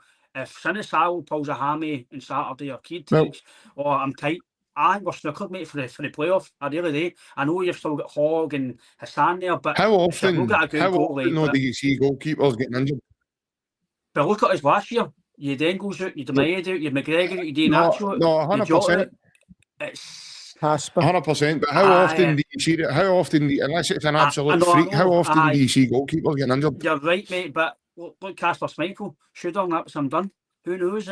Yeah, but he played on that for quite a long time before actually submitting to it. I'm not saying they're going to get one, but I always look at what might happen. And if Sinisal gets injured, he could dive around while he's so for a few days. You're a worrier, wee man. That's so you're just a worrier. I'm just trying to think. Even a small thing like concussion. You have to miss a few games. It can be, if we've got Ross Doohan or even Adam Montgomery playing at left back against Lask, as much as you've got all the other guys here, you're going to be worried about your goalkeeper. Because you've seen him against Lisbon, JP. Not good enough, mate. So it's a massive drat again. So your second goalie's got to be good enough, in my opinion. Again, Baz, sorry, JP, it's a good question, mate. See, for me, squad players, Baz, right? I don't know. I think it was Slaney mentioned it. He made a good point on goal. Squad players, but they still need to be good enough to come in and challenge. So the second goalkeeper has to be up to Sinisal's level or better, or I think you're struggling. Because if Sinisal goes out for 6, 7, 8 weeks and you've got Ross Doohan in goals, no offence against them, he's far better than me, what I've done in my career. But the level of quality, mate, I don't think you're into the games nose confident. I don't think the defence would be either. Well, you do well. The team that played on Sunday, you're probably doing well to get double-figure games with that team starting week in, week out, the whole season. There's going to be somebody that drops it at some point. So that's why you need squad depth, because it's all right saying they're squad players, but they are going to be at some point this season called upon to start the game and be expected to do the same job as who they've come in for.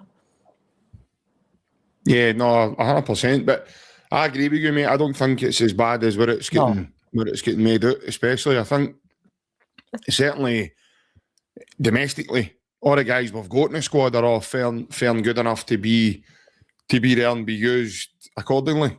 I get the big fear, right? And I get everybody thinking, Europe's the big thing and whatever else, but I don't know about you guys, but I think it would be some laugh if we signed Nick Pope just to see the Pope at Celtic Park. I think that'd be brilliant, man. I just think that, and I also think just for a sheer banter in that, I just think there's something. Pope one at the back. Imagine the shot sales. By the way, not another penny wouldn't be happening with that, would it? No, definitely no.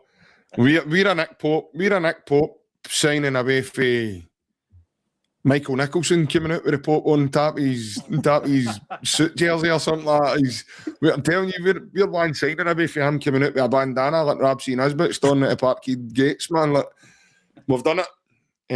But I don't know, in terms of, obviously, he's the latest goalkeeper buys that we've been linked to, mate. So, in terms of that, mate, how would you feel if Celtic signed Nick Pope? I'm with Ryan. I think we definitely need a goalkeeper, desperately. And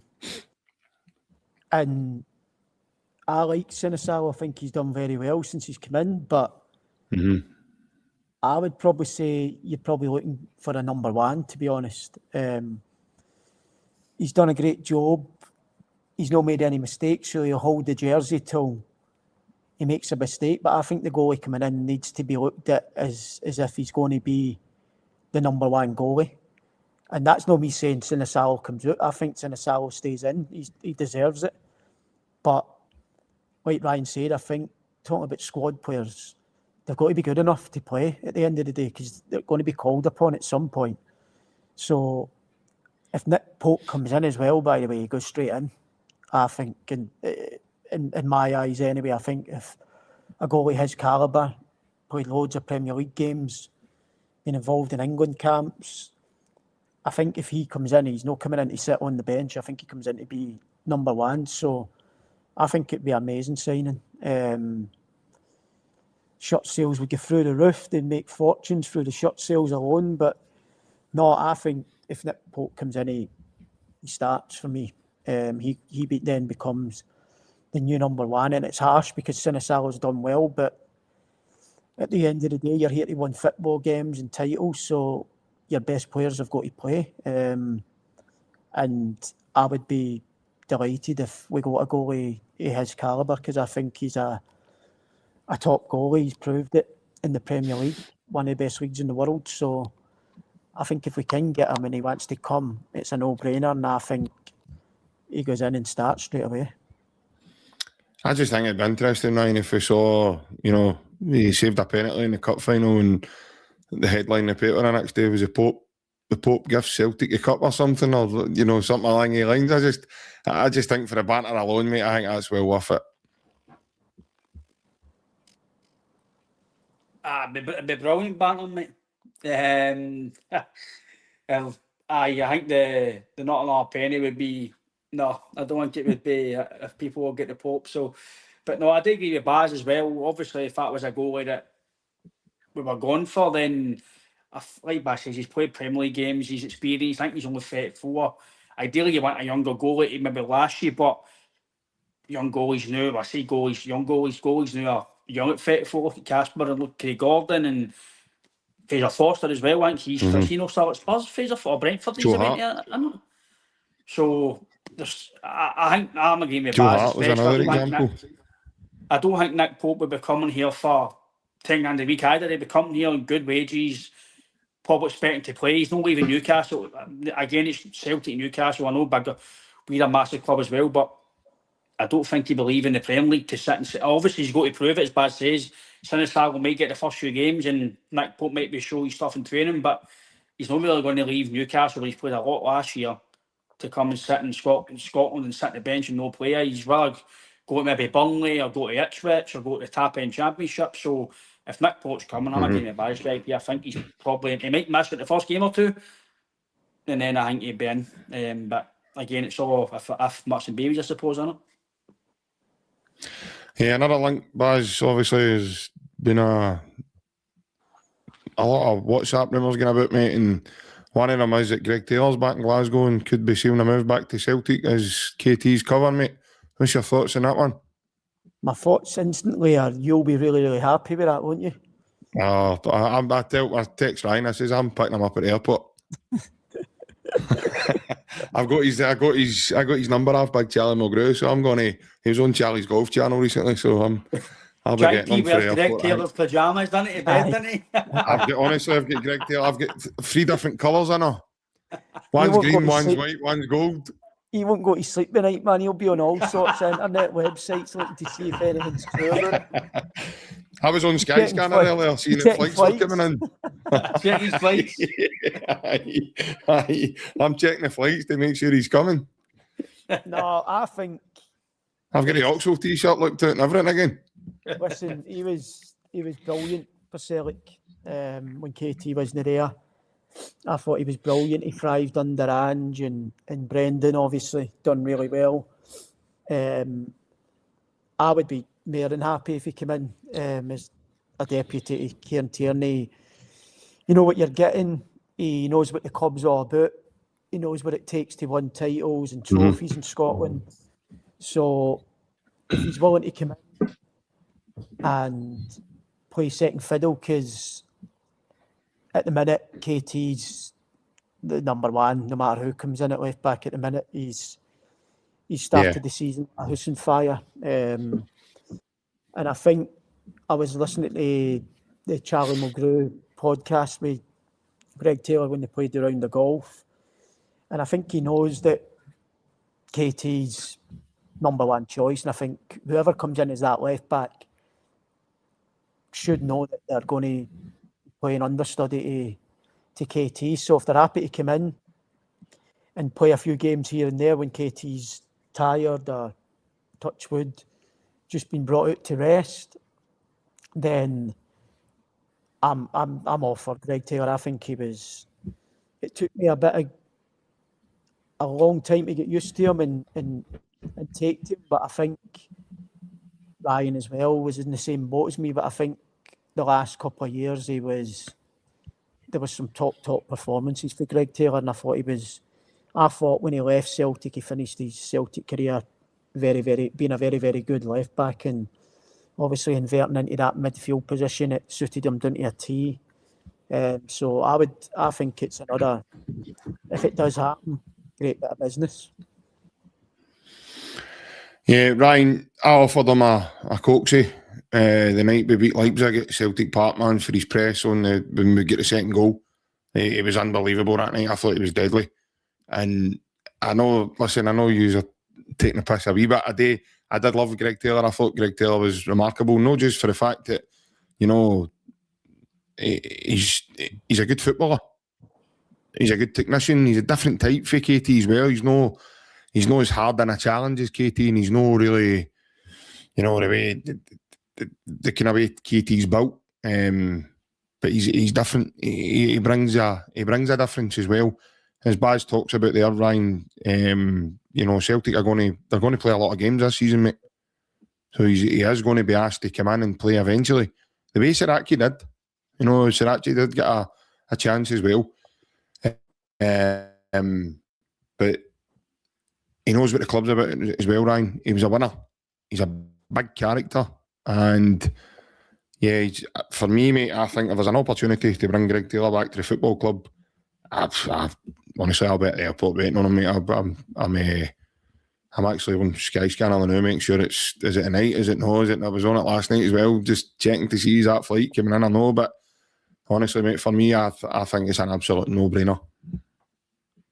It's a decent acquisition to play, to support Katie. If he was to be the left back again every week, then I would probably question the recruitment because he didn't get offered a new deal. He said that he didn't want to stay because he knew he would be playing every week. So as Baz says, is he going to be happy with playing centre fiddle? Because before he left Celtic, he wasn't. And it was one reason why he left to go away in pastures new, which is it's absolutely fine. I'd rather he says, look, I want to play the week. I'd rather players went, no, I'm not happy sitting on the bench. Nobody wants to be happy sitting on the bench, but if he's just happy to be back home again, happy to still be a big club at Celtic, competing in competitions, be back home, then I'm happy with it to a degree to be second command, playing Scotland if need be, but for Europe, I think KT's got to play.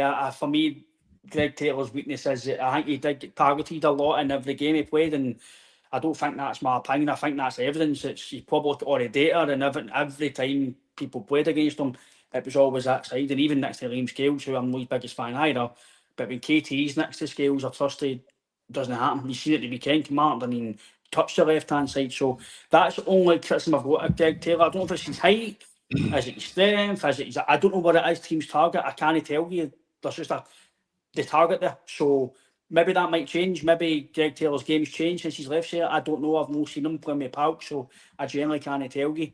So as a second command JP, I don't think it's any issue at all to play in Scotland to man and help KT, because we know if KT's fit, mate, as Baz says, he's in my opinion, he's still borderline world class. He's at his best. He's unbelievable.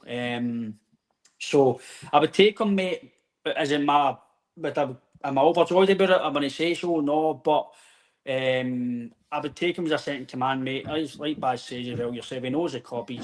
Martin obviously knows him as well. It's an easy transition to come in and play, but maybe it's all news new, but Sirachi for me would have been a brilliant signing. Quality. I know there's a bit of to from with that deal, there's 60% clause, he's not, so it's one of the ones where do you really want to get involved in that? Probably no. So I just wish JP had told us all this. I know we don't need to know Everton's fans, I get that, but we're all saying why is there no Sirachi O'Neill's wanting them, why? And then they're come out and tell us, look, the deal wasn't hard to get done because of this.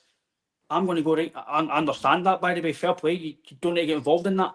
But see, when they don't tell you things, the communication side, that's when we all start moaning about the board and why you not telling us these things. So that's the only gripe I've got with that. But listen, second command JP, I'm fine with it. But I don't want to say, well, I'm not going to say it. For me, it's about lazy scouting. It's just Greg's available, we'll go and get him. I don't think they've done proper due diligence to go and get somebody to go and cover KT. But again, like Baz says, the flip side, who else are you going to get that's going to maybe come in and go, I can maybe be happy playing 15 games. It is a hard one. As a fan, you want the best you can, but then they're looking, why are we going to go and pay £5 million for a guy that's going to sit on the bench and no play? So we'll just see what happens, mate. If he comes in, brilliant. He's a steady Eddie second command, as you've said, so, and he can play if need be. So we'll just see what happens on that front, mate. Yeah, definitely. I'll be watching. I'm looking Glasgow Airport every day. I'm looking at Press Week, looking at Edinburgh. I'm trying to see where he might be coming to. So, yeah, fingers crossed that can get done if there's a possibility. But as a wee question here for Peter in the chat, mate, it says, JP, can you ask Barry about the mechanics of joining teams from the player's perspective? In terms of what, mate? So what is it you want to know, Peter? If you can forward us another text or comment or whatever. What is it you want to know from a player's perspective? Are you talking about joining clubs or the way deals are set out? What do you mean? Obviously, just touching around that, Baz. For a player's perspective, Baz, see when deals are going about, mate, is it a long process for you guys? It can be in terms of the negotiation side with the clubs. Obviously, this Hassan's been on for a while now. I think probably his side of the bargain's probably been agreed for weeks, and it's been both clubs coming to an agreement for the right price, etc. And then on the flip side, the player and his agent working with the club trying to get the best deal for the player. That can take a while as well. But nine times out of 10 nowadays, probably the hardest part is the negotiation between both clubs on fixing a price which suits both. Contracts to players are quite straightforward. You're never a million miles away with the offer that you get in the first place. So that tends to get done quite quickly with the player and the club. It's mainly the two clubs sorting a price out what they think suits them best and suits the club who are selling best. I think the Hassan deal, Ryan's obviously a bit more complex, mate. We understand there's two third-party companies, one being Villarreal and another one I don't know. They've got kind of part ownership in the deal, and see when you've got deals like that, Ryan, but as a guy that you really want, mate, and you need to be that wee bit more patient. I know it's from a fan's perspective, mate, it can become very frustrating for us because we just want him in the door, we want to see him play, we want to see him in the team. But a lot of fans maybe don't take that into consideration. They don't look at things like that because they're looking at it for a selfish point of view as we want him to sign for our team and we want him in. But when you break it down, like you're chatting to guys like Baz and you find out about how these deals materialise and come about, there is lots of moving parts, right?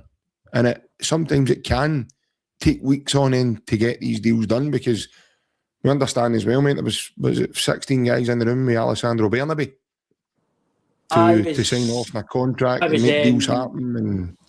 And the only reason I know that through the Bernabei deal is it was actually I'm not going to say his name obviously, but it was my mum's cousin. He played rugby for, I don't know, I can't remember if it was Edinburgh or Glasgow, but he played professional rugby and now he's an agent. He's involved in agency and he was involved with a company that done something to do with Bernabei's deal, and he says there was like loads of people in the hotel rooms for the meetings, and so I think the South American people are all involved in the third parties and stuff, and I'd imagine that will be, you've got to go through third party, so it's not just in case of Michael Nicholson or us talking to one agent, they're maybe talking to other people, so that I can understand that's long, and I get that because I'm sure, yeah, I don't know if it's involved in the deal, but I'm sure I've seen it's like a 40% selling clause as well to one of the teams at Villarreal, I'm sure. I don't know if that's correct. I'd seen it rumoured online. I'm not going to believe online until it's...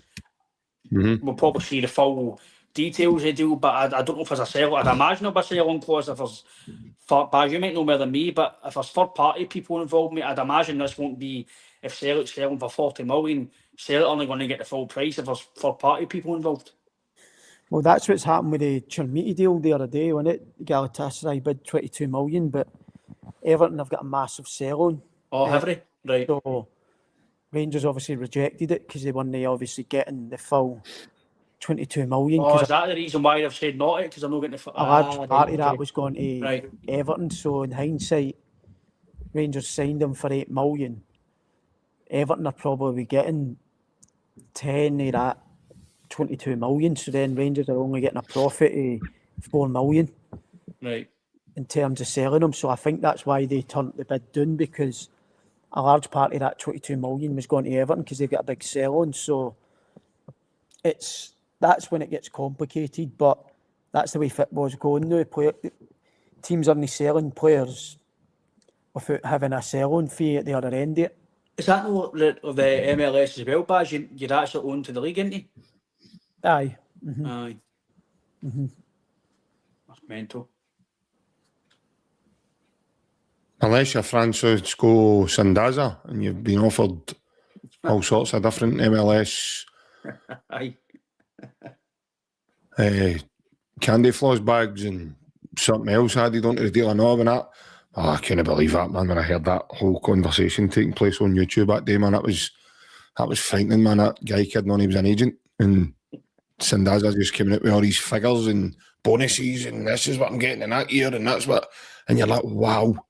Like, how easy is it to dupe somebody like that, you know, into a conversation? It's quite a good thing you brought there, JP, because is that something that you're aware of these players, Baz? I know obviously you've got an agent, guys of it, but it's always wary when you're getting phone calls for teams, if it's somebody making it up, or do you know when you're expecting a call, so you know, right, this is real? Because I'd imagine, obviously you've seen Snodgrass doing pranks, other guys have done pranks, so you're always wary of false agents not phoning you just in case it could be a bam up deal. No, I'm being serious. I'm being serious. I'm not laughing, Ryan. I'm not laughing at that. I'm just trying to remember the two belters I've heard Snoddy name. I wouldn't have been if I never knew Snoddy, then I would have been none the wiser. But if somebody phones me up, I make sure I double check. It could dead easily be him. But if I never knew him, then I wouldn't think twice about it. So it's a different level. But I can remember, Baz, I won't mention his name, but I've told JP this, man. We got a guy played. My dad's probably in the watching. He'll know what I'm talking about.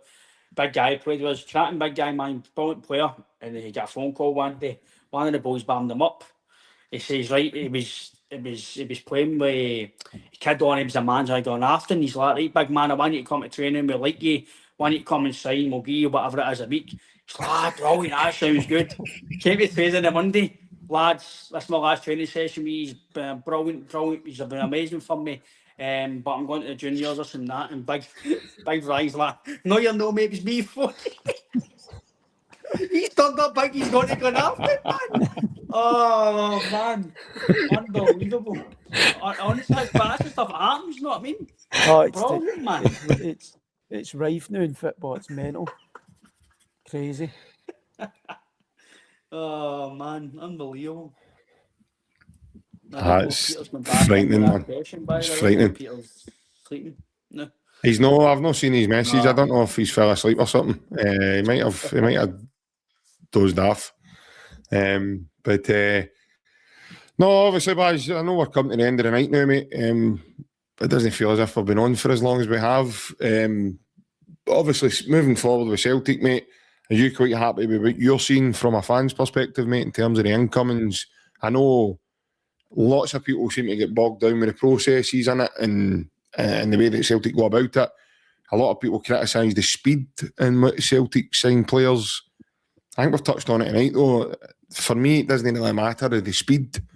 For me, it matters of the overall outcome, because if the outcome is that you bring quality to enhance your, to enhance your positions, to enhance your team, it doesn't really matter how long it takes. But where are you with that, mate? I think in terms of the speed, I could see where the fans are coming from, because every year we have a big Champions League qualifier that comes around very quick that you need to win. For financial reasons alone, you need to win it if you're bringing these type of players in. So I think that's what's the worry for the fans, is not getting these players in time to settle for these big games that come thick and fast early on in the season, being the Champions League qualifiers. So, but to be honest, for me, as a fan watching it, as long as we get them in before the window closes, I'm no bother it. Ideally, you want them in at the start and you want them ready for the Champions League. But I think the difference this season, it's not going to be... We've signed 2 players already and the team looks a lot better. I don't think it's going to be a massive overhaul where you're going to have 6 and 7 new players playing it in the starting 11. So I think you've got a lot of players that are guaranteed starters in that team already. And you're probably looking at maybe... I don't know if we sign a player they know if they're going to start. The Hassan will, but I think now with Hassan coming in, who can you sign and who's going to get... It's going to be better than the ones that are in there, they know. I don't know, but I think I'm happy the way it's gone. I'm absolutely delighted that we've got Hassan in the night. I think that's a massive signing, but I do still think that we probably do need 2 or 3 more to really have a real go in the Champions League. I'm happy with it. I think the 11 and the squad that we've got the new wins the league comfortably. But looking at the Champions League, I think in terms of overall depth for the squad, we probably need 2 or 3 more signings in the door. Yeah, obviously, Ryan, as Baz touches on 2 or 3 more in the door, we understand, and again, according to the recent minutes, mate, there is work going on behind the scenes. I think me and you have had a chat today about that, mate, in terms of there is a goalkeeper being looked at, there is a left back, there's this, Mika Bibber's not going away. There is things happening behind the scenes, and it's probably all go for Celtic right now. But in terms of where we are just now, mate, what's your own thoughts and aspirations moving forward? What Baz says, it's a Champions League situation. That's where my frustrations are, because we might sign players at the window, but they might not be in for the playoff game, and then all going off or not again. So, but I will say I've been very critical of the board this summer again. I have been, and hopefully this is the start of the change, and we're going to, because we know next year, I know I'm going far ahead here, but I always look ahead in things, and we might have 2 or 3 qualifiers next year, so they need to be prepared next year. So if this is a building block and they know they're going to have to buy this quality players before the playoff games, and then I'm happy. Hopefully that's a changing. But I will say one thing, I've been very critical of the board, but see if we spend as much as I want them in quicker and to bed in and get fit in the culture of the club, see if we sign upwards of 35 to 40 million pound before this playoff, I can't criticise the board, JP. See if we don't win, it's on Martin and the players. Last year for me was on the board. I know Brendan got a bit of jip for no beating them and the players. I get that. We all understand that. But they didn't progress the club the way they should have last year. But if we spend, I know we've let go my head and we've let go 13 to 14, 15 players. If we spend the upwards of 35 to 40 million, even me, one of the biggest critics of the board, I will not slag the board once if we spend the upwards of 35 to 40 million pound and don't win that tie. It's only players and Martin, in my opinion. I know Martin's a legend, but he will get scrutinised for it. He will. But I'm being honest, I'm getting the vibe just with the, as Baz says, with the signings that were signed. I generally don't think, I don't want to overhype myself like I did with Kairat. It's easy Ozzy, but just with the signings with Sang, Hogg, what's there already with Vickers, Tierney, McGregor looks like he's happy again, Johnson hopefully slides Engels. As much as you don't want to be disrespectful, if we can't beat last, we don't deserve to be there. So they should be enough to beat them. So I think eventually in the next few weeks, JP, as much as we've been very critical of the board, if we start playing well, winning games, we're qualifying for the Champions League, we're not really going to talk about the board for the next 6 months. It'll be to January, and then if we're not doing well in the league or we've not done well in Europe, we're going to go, right, we need to sign more quality to add to that team next year. Because I'm a big believer, is January, you try and get signings into plan for the summer, because if we get the players in for the summer, you don't need to have a big rebuild. They're there. That was my big critic of January. When we signed, I don't want to be disrespectful with guys who really shouldn't beat Celtic, and you have 4 or 5 players are away. So that's 5 players you need to rebuild. But if you sign 2 or 3 players towards full time for the summer, that's 3 or 4 players that you don't need to get in strengthen. So, but listen, like Baz and yourself says, mate, if we sign the upwards of 35 to 40 million pound, mate. The board can't get criticised. It's only players and Martin to go and do their stuff. And I might be 2 weeks ago, I wasn't confident at all. But with the signings we're like to side we've signed, I think we've got more than enough now to go and beat Lask and as Baz says, quite win the league comfortably. As it stands now, we don't know injuries, etc. But as it stands now, mate, I'd like to think we're in a better place than we were 2 weeks ago. It's not all rosy and everything's all fine, but it's going a trajectory where it's positive signs, mate, and it was especially last season. Yeah, listen, you know myself, I don't get too kind of bogged down with all the kind of processes in here. I don't let it affect me. I'm all about outcomes. I'm all about how things transpire and wait to see what's going to happen. I personally think it's, you know, it's understandably a frustrating period, a transfer window for all football fans and all the different clubs, etc. Because there'll be guys there that probably still land the unknown, guys like Rio Atati. And Alistair Johnson probably doesn't know what's going to happen. Is Everton going to come back in for him? West Ham the same way, Arnie Engels. So again, it'll be a very frustrating period for those lads as well. But they're top professionals. And they've showed that in a couple of games that they've played. They're certainly not players that strike me that they're making a lot of noise to be in a hurry to push themselves out the door. And if deals don't transpire, then I think both players will be happy to wait to the next window. And then maybe revisit it with their agents, their representatives, whoever it is. I think it's tremendous business so far because we've not yet played the Champions League qualifier. But yet now we've brought in a front three. And it's not been mentioned tonight, but we've signed 2 guys, lads, that scored 11 goals between them in the Champions League last season. Mm-hmm. For me, that's, you know, that's worth its weight in gold there. And we've brought in a winger who was with his country at the World Cup and ran Argentina very, very close. So we're looking like we're motoring ahead, but there's other guys out there that are in the periphery of probably at the other end of a phone conversation away. If Rio Atati was to go tomorrow, which I think's it's only days now before he does move on, I think the next signing will be through the door will be Mika Bibber. I think that'll be the next.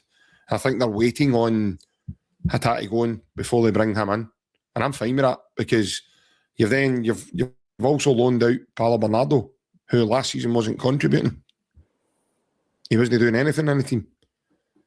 And as much as a lot of Celtic fans out there think he's a good player and they did like him, the fact of the matter is he wasn't contributing.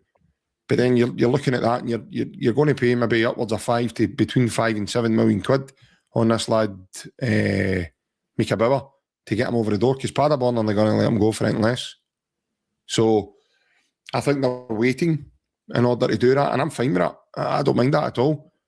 Because again, the outcome is that then you then bring a guy in who he comes in and we're likely to believe that he's got quality to add and come in and really help the team. So my belief is he's not to replace Engels. My belief is he would come in and replace Rio Atati. The big lad Juventus over in Torino, I think, is the guy that they've looked at to maybe look at replacing Engels.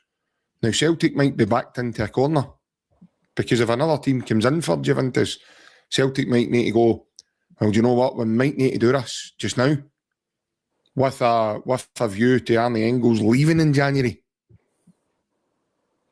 I know it's going to be difficult to keep both of them happy, but it might need to be done. And I do think Celtic will bring in the boy. Hold on a minute, Ryan. I do think Celtic will bring in the boy Hassan. It's a good point, it's a good point. It's echoing what Baz says about signing these players to get to that level. See if Juventus is 10 million.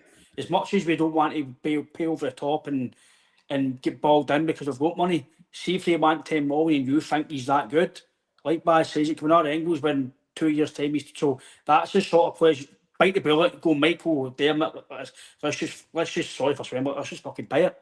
If he's that good, pay it, because in the next 18 months he's going to get us another £10 million. So as a business sense, it makes sense to go for that extra 3 or 4 million instead of going for like Josh Morgan, who's a good player at Hibs, or the boy Chigwell.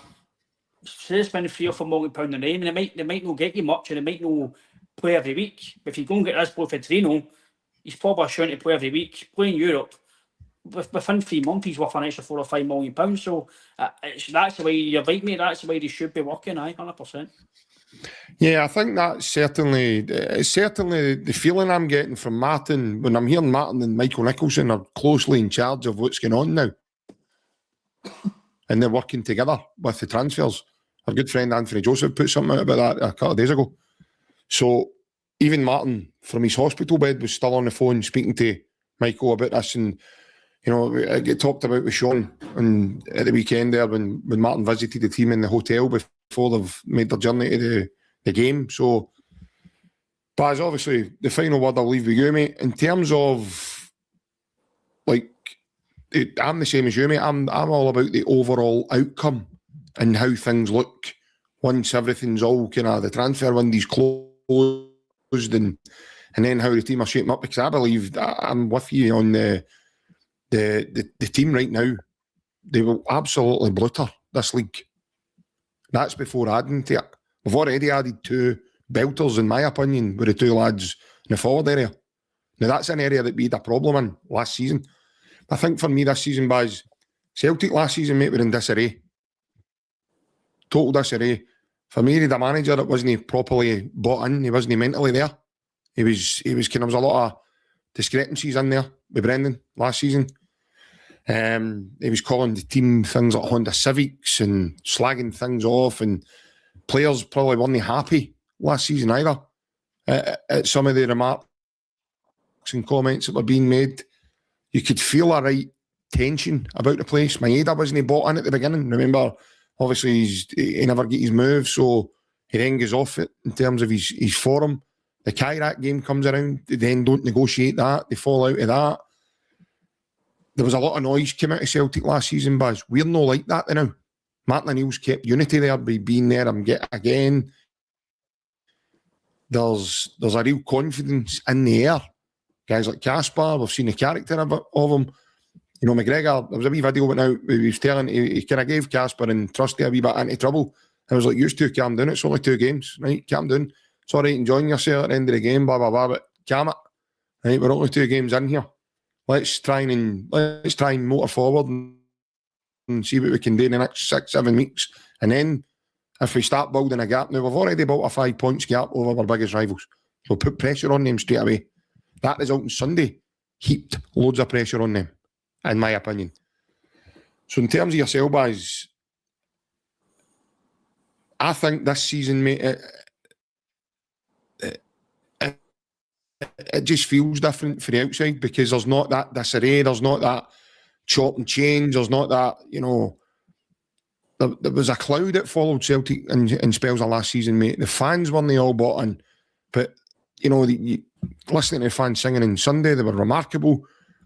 They was singing at the Dundee game, that was remarkable too. Martin seems to have brought all that back together, Baz, and obviously more results and performances like Sunday, mate, will help to galvanise that even further moving forward. No, I think it's completely different for this time last year. Obviously, we've went and spent 20 odd million now on 3 players, which definitely helps the fans. Whereas last season at this time, that never happened. We were nowhere near it. So, as much as Martin has been unbelievable at keeping the fans together and keeping them supporting their team, I think the biggest difference this pre-season has been in the last few weeks they've went and spent money, and the money they've spent, you're seeing it's paying dividends after 2 games. So if we went and spent this money and never won the games, the fans would still be angry and want more in. But I think the massive difference is that the fans were ready to go mental, but they've signed players at the right times, and it's took a bit of pressure off them. And then, listen, all the fans want to see is their team winning and performing well, and they got that on Sunday as well. So I think they're in a good place at the minute. I definitely think there's a massive change for last pre-season, because I remember I was speaking before Kyrat, and it wasn't, we weren't speaking positive like this. So you would like to think they've had their wake-up call. No doubt Martin O'Neill is well respected by the board and by Dermot as well, their course.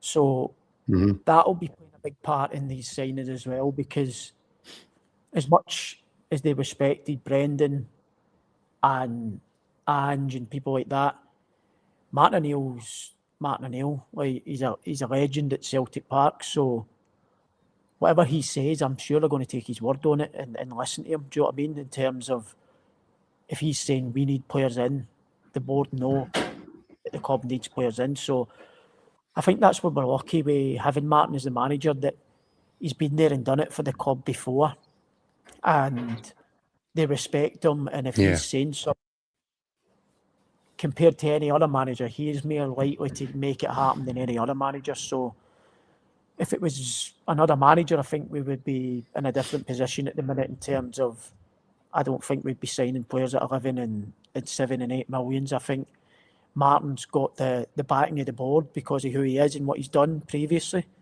And that's why we're seeing these signings happening, because Brendan Rodgers was there last summer saying the same thing, coming out publicly and saying we need players, and it never really happened. And that could have been down to the board knowing that Brendan wanted to leave, maybe. So they were thinking, why would you give you money if you're going to leave? But I think with Martin staying on and taking the club for a year, they know that they have to back the man. The man's came and pulled us out of a massive, massive hole last season. So the least you can do is back him. And to be fair, like Ryan said about 5 minutes ago, as it stands, they've backed him, and they look as if they're going to back him even more with the players that are linked. So you can't really complain, to be honest, JP, if you're a fan, because like Ryan said, we spent 20 odd million now. We look as if we're going to go the best part of 30, 40 million. What more do you want, kind of thing? Do you know what I mean? So we're not really a club that can go and spend like England 70 millions, 80 millions. But if you're spending 40 million in the SPL, it's a lot of money. So they've done their job, like Ryan said.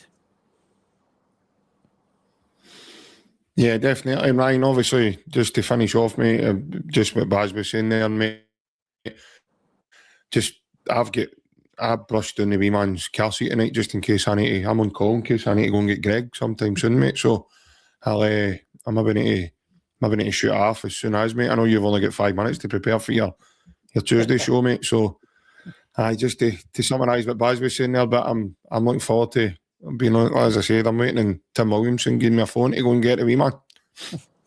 No, but Baz is bang on, JP. Like I said, I've been a massive critic of the board, and until we see it continuously, I probably will be until I see, again, it's all about opinions, but I want things to be quicker and ideally for these playoffs more prepared. But like I say, if as much as we want different guys in or the speed of things, if Celtic do spend between 30 to 40 million before this playoff, as much as I want them to have been quicker, if they're in before the deadline, the experience of our players, Hassan, etc., and we don't qualify, then I'm not going to really say much about the board, mate. It's only players. But if we didn't sign the players and we left it to the last minute after the game, then you're going to go, well, say, well, sorry, Celtic. So there does seem to be a wee bit of a change, because we spent the money like Engels, Trust, etc. after near the end of the window. We didn't do it before.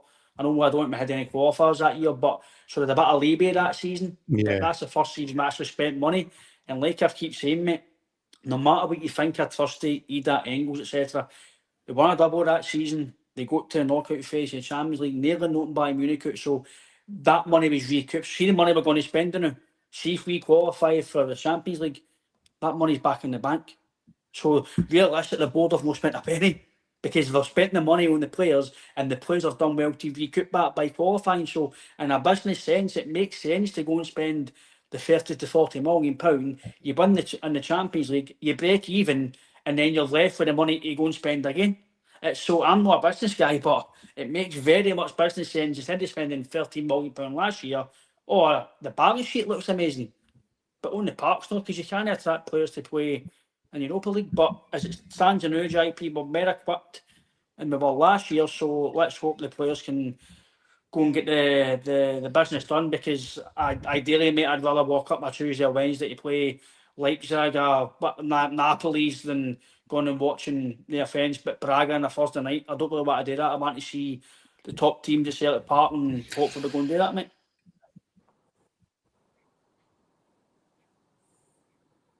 Yeah, and just as we're just about to finish up, Pablo Oliveira on Twitter has just said that Celtic have now resumed negotiations and at an advanced stage for Javidis Giannintis from Torino. So there we go. Talks are advancing. Right. Telling you, Barry, we're bugged. So there we go. I'm telling you that we are bugged. We are definitely bugged. This channel's definitely bugged, because as soon as we mention something happened. Michael's got a burner account in the chat. But I think Michael's took out a new Monzo account, man, and he's been electrocuted with a toaster, I think, man. He's put it in his wee pots, didn't he? He's put it in his wee pots in his Monzo account. I think, by the way, Martin O'Neill wasn't in the hospital. The small procedure was for Michael to get the dough out, man. That's what it was, man. Martin O'Neill was in getting a combination of the safe so that he could go and get the boys that he wants. But no, listen, all kidding aside, Baz, it's been an absolute pleasure, mate, sitting here for the last 2 hours and 15 minutes with you again. It's been really good having you back on, mate, and hearing your thoughts. No, I've enjoyed it, mate. Obviously, it's been a long time since I've been on. I've obviously missed being on. I love coming on and speaking, and especially Celtic being close to my heart and a big part of my life. So nothing better today than come on and speak about something that you love talking about. So, and seeing you guys again, it's been a while. Obviously speak to you on the phone most days, but it's good to see your faces, and I'm looking forward to getting on more this season now that we're into the season and the busy part's away and it's normal service resumed week to week. So no doubt I'll be on a lot this season. So I'm looking forward to it. By the way, I need to get you on FaceTime with Pamela, by the way, to get you to say that in front of her, man. Looking forward to seeing my face. Honestly, I need to get you on FaceTime so you can tell her that. She should tell you through your book, mate. I swear to God. Ryan, you're laughing. She loves you, big man. She loves you. But no, Ryan, as I said, mate, I know she does. She's just got a funny way of showing it. But no, Ryan, obviously, great chat again, mate. Thanks very much for taking the time, mate, and coming on and giving us your thoughts and your Albinagetti t-shirt there that you've got on, mate. It's been really, it's come across really well. No, like Baz says, it's been good to get Baz's thoughts again. I know it's been a long one tonight, but like I said, I don't mind going long, mate, with Baz's here, because it's like I said, it's knowledgeable opinions, and it's been quite a good chat as well. I know we have a lot of banter, but it's been a really good kind of football chat as well. So it's always good to have that as well with yourself and Baz. Yeah. It's also that's good to have banter, mate, but it's to have a guy like Baz on, mate, every so often. It's good, mate, and it's different for just fans, mate. I've always said it's a total different perspective when you hear it for a football player, mate. I can listen to you or Alan, Daniel, and go, aye, Baz, brilliant, I agree with you. But when somebody who's playing the game says it, go, I've always said, mate, you come off this podcast and go, oh, he said that or he said that. So it's always good, mate. So it'll be interesting through the season how we go, mate. And obviously it's good to see Baz as well, mate. And it'll be good to get him back on this year as when he can. Obviously he's got a busy schedule and a family as well. So, but yeah, hope for a successful season for Celtic, mate. And we can have some more trophies in the season to look forward to. Yeah, definitely. We're all looking forward to it. Thank you very much to everybody else who's tuned in with us across the platforms. It's been an absolute pleasure being on again for you, having a wee chat. And yeah, we'll see you on the next one. But for the time being, enjoy the rest of what's left of your evenings. Take care. Hail, hail. And we'll see you all again on the next one.